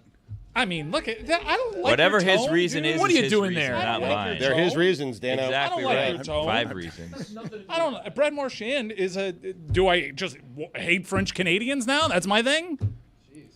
I don't know. Is it? I'm not. Do you want it crazy to be about your it. Yes, I would. I like the option. Can you hate Canadians, Dan, for no reason other than being French Canadians? Yes. I feel like the French are. Is that I fine? feel like that's the last place that everyone's allowed to hate. I thought French? the French. Let Yes. me be a free thinker. Like half this country wake up one day, decide I am free to hate Canada finally. Thank God. Nope. I believe that we're only there with France. I don't believe that we're there for – and it's just – and with France also gets this. It's just look at you. Mhm. It's your face. Well, we get that too. Have you ever gone over there as a tourist? Oh, no. They're Well, not we too get fun. that all over the world. Yeah. Of course, but I'm saying that the French are the last place where I could be at a microphone and say some form of, don't like the French. And everyone understands. And everyone's like, that's still allowed today. We might get that. We're with you, Dano. Yeah. Sounds like America's sponsored by the haters. Am I right, Attaboy, Tony? There we go. finally. There you go. Long play coming, by the way. So let me ask you guys a question. If the president gets his way and Canada becomes a 51st state, then are you just hating yourself? No, because then we just count electoral votes and we realize he's just guaranteed liberal control of the country forever. How do you feel about putting on that hat with that mustache, that Angel Reese take, and your general love of NASCAR and making it MAGA Mike Mondays? Whoa! What? You said that hat. It was also confusing. No. Oh, No? he said no. Jason, get to work on that. Yeah, Jason just kind of does whatever he wants. Imaging. So. No. Yeah. We're not. Red Hat Mondays, it sounds like. We're not doing that one. Was Bob Cousy on the list? Kyle Larson. Is that Cousy? Well, there was a white Celtic in there, but I couldn't see with my glasses. It was so far It's away. too I didn't far, know whether it was Hondo or Cousy. I didn't know who it was. Probably not There, Dave on the Collins. second tier, the fourth tier, I see he's next to Nash. I don't know who that fourth guy is either. Is that Kemba Walker? Who's that fourth guy? Huh. Oh, is that Dame? That does look like Kemba. Is that Steve Francis? Yeah, Yes, Stevie Francis and Franchise. Marbury are Yeah. on the fourth tier with Durant. Is that Rondo down there? Yeah, And no Rondo, Cousy? John Wall. Yeah, that's Kemba. Kemba making the fourth tier. That's kind of. KD better handles than Derrick Rose. Again, stop giving this person. That's the time Kemba of day. better handles than Michael Jordan and Kobe, and Dame and Derrick Rose. Who's and, the white guy? and Rondo? We're the whites. Steve Nash. Cody, He's Canadian. Cody, we need your help here on who's the second Celtic. This is your age, right next to Steve Nash. This is your age. How do you not know who this is? This is absolutely your wheelhouse. I believe that is a young Bob Cousy. Yeah, I believe Greg Yes. is right. Yes. A script for NASCAR? Yeah. That's Said that Bob in your Cousy. headphones. I think Greg also has like a top 5 The Coos. list of nicknames, right? Yes, top No. 5 handles from Greg Cody. I only have one. Okay, good Oh, work good. by you That's today. good. Oh, he's We're under the going weather. straight Oh, to allergies, half. Dan. So, COVID so I plus. asked you to prepare a top 5 list. You stared, you looked around, you didn't do anything, and then you said, "I've got one." Yeah, well, I'm not You know what? feeling Don't well. even want The it. rare Okay, top good. one Hold list. Hold on, even game want show it. music. Then you're Hold on, never I going to got- have it. Okay. I'm not even going to show you. I mean, Can I see Gold, it? silver, No. bronze. Didn't make the Why? podium. Very long-winded answer. I Oh, spent all boy. night on this. Go ahead, Greg. I like that game actually. No, We he said he trapped didn't her. want it. Formal No, appeal gold, on any. silver, or bronze. Not you. I don't. Oh. I don't want your game Okay, anymore. fine. It's a saying it beautiful on the air. handle. So I'm not there's- wondering now who the one was, though. It's going to eat Nope, us all That day. is true. Okay. Want there to be record that I strongly oppose MAGA Mike Monday or any variation. You want it on of that. Tuesday? or- Yeah. No, preferably on Wednesdays. Wow. Let's pick them on Wednesdays. You can have Wednesday if you want. Sweet. Yeah, let's talk. You want to talk some racing? You want to talk some left turns? We're mixing in some right turns this week in Chicago, but let's talk about the Atlanta race. I mean, it's essentially a super speedway. Incredible race. It was TNT's first race with their package, and it was incredible. Multiple big ones.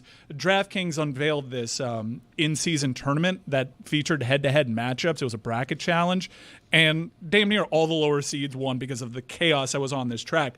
But you had incredible racing, especially down the stretch. You had Alex Bowman and Chase Elliott teaming up to effectively make sure that Brad Keselowski would not win a race, and you had great thrills as two really popular drivers that have been waiting a long time for a win on the NASCAR circuit battle it out, and Chase Elliott wins his first race in 44 races. That is NASCAR's most popular driver in his hometown track. It was absolute scenes. But this week, I'm actually headed to Chicago. Second straight year I've done this for the 4th of July weekend. Nice. Going to the Chicago Street Race, which is incredible, down at Grand Park, side of Lollapalooza, and doing something really cool with DraftKings and Cuervo. They're teaming up for the Ultimate Street Race Party at Joy District, 112 West Hubbard Street, Saturday, July 5th from 11 a.m. to 3 p.m. Come through for drinks, racing, vibes, giveaways, Xfinity Series races going on that day. Zach Brown Band concert is a part of all the festivities. This isn't your traditional NASCAR race because the infield is where they hold Lollapalooza. So you got concerts,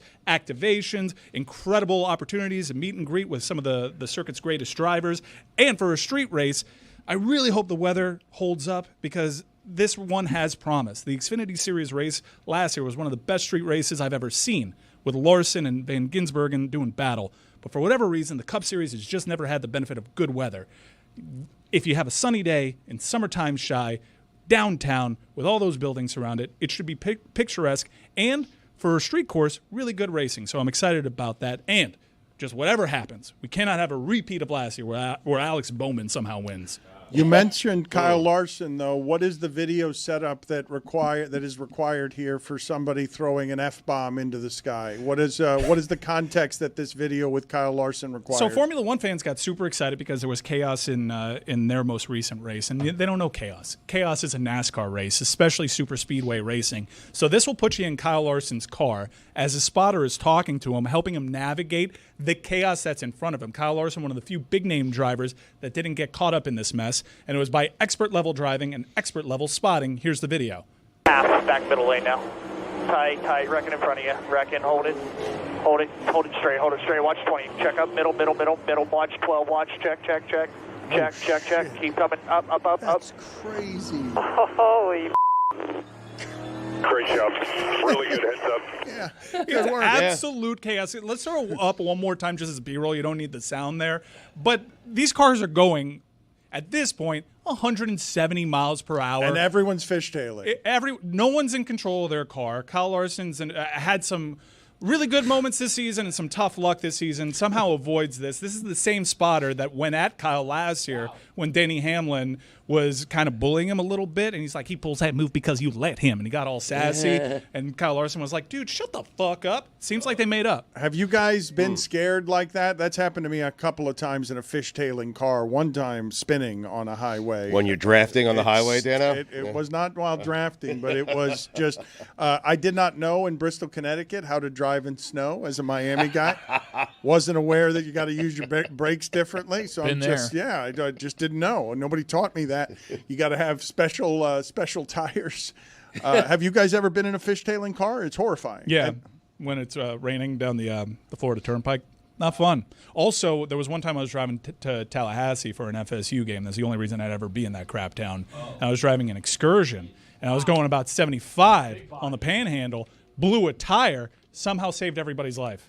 You are filled with hate today. No need for Tallahassee to it's take a crap that town. sideswipe. It's unnecessary. I wanted to talk to you guys about something. I mentioned this a couple of times. It was an Adam Schefter report talking to an NBA executive. An NBA executive who said that whoever won the lottery in the NBA this year and got Cooper Flagg was literally winning a lottery that would be worth between $500 million and $1 billion to be able to get Cooper Flagg. And it's not just the potential of Cooper Flagg. I think what's unstated there, or is it unstated?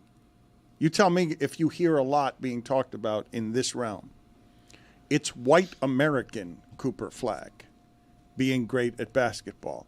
Who is the last great white American player? And Larry Bird. When I talk about this, I do want you to understand that for a few years now, I have been saying the language barrier makes it so that when Giannis crosses it charmingly, fighting through his second language to do so, he becomes an international superstar and beloved in this country. But it's been harder for the personality of Jokic to cross the language barrier, for Luka's personality to cross the language barrier. I'm not talking about guys who are great at basketball. They obviously are. I'm talking about foreigners who are great at basketball, which we identify as our game. And furthermore, the game has been fed for 50 years. On the starting point was the racial rivalry between Larry Bird and Magic. That's ground zero on where we went from tape delay to international stardom. And rest assured, the race was a big part of it. It's not just that they were great. It's that one of them was black and one of them was white. Cooper Flagg has a chance to be something bigger than what? Kevin Love? Like, Yeah. who are the white Americans that we even go to in the last 20 years as foreigners keep coming over and Joel Embiid tries to reach you where he can over the language barrier and does. It has to be Kevin Love or Alex Caruso. I've got news Birdman. for you. It's not just the whites. I've heard Bomani talk about this and why there were so many hopes and how Ja Morant moved the needle, because we're essentially in the middle of a new generation of basketball where the biggest, most elite stars in that sport aren't American. Even the reigning MVP is Canadian. He just signed for $285 million in extension today. Ja Morant, a lot of hopes were on him to be like the American hooper that gets people reinvigorated and replaces like the Durant. Derrick Rose did once upon a time. Yeah, and it just, with Ja, a lot of it's been his own doing, but there hasn't been like that new talisman as an American. Certainly when it comes to a white American basketball player in that league, we haven't seen it for quite some time, because as great as Kevin Love was, he's going to be a Hall of Famer. He didn't capture the imagination the way that Caitlin Clark is. And I think you look at the Caitlin Clark phenomenon, yeah, she's an incredible hooper too, but part of it is, we can't ignore this, is she's an American white. It helps. And so if Cooper Flagg is as good as advertised, and they've been advertising him since he was 16 years old, this is going to be a big deal for the league. And I'd add to that, though, beyond the race element, this is something that always, where phenomenons are, these catch in ways that are unusual, and it's unusual to say about a white American. But whether it is Jeremy Lin, Fernando Valenzuela, Dontrell Willis, whatever you think of as sports phenomenons that cross over where all of a sudden it's Good Morning America, Robin Roberts. What's this ethnic thing over here? The white American is that in basketball as a novelty. It's just like, wait a minute, what do you mean we're going to get something different than what Nick Collison gets when he runs on every court for the last 20 years, which is everyone shouting, "Shooter!" even though he's not. Largely role players now. It's true. I mean, the white American basketball player that is an elite all-star in that sport it's of a bygone era. And if Cooper Flagg strolls into the league, he's going to stroll into the league that hasn't seen it for 20 years.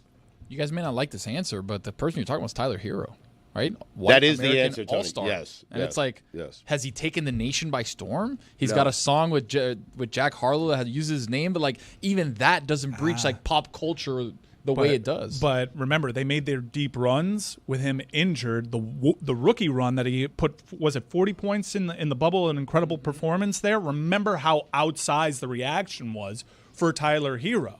If he makes deeper runs, yes, he's an all-star right now, but he's a total afterthought in the league. Thanks a lot, Pat. Great first day of free agency, by the way. Like, he will certainly ascend, and he will become a big deal. You're not wondering who that person on Greg's list is? It's killing me. Can you tell us, Greg, please? I need to know. I need to know. You'll never know. No one will ever know. Literally. You never know. No, I can't now. My pride won't let me. Pride of a lion. Yeah, thank you. Right. Is it Gary the Bag? It is not. Oh, that's a good one. Might not even be a human being. Really? Yeah. Now we need to. Might not. But it might be. You'll never know. You. No.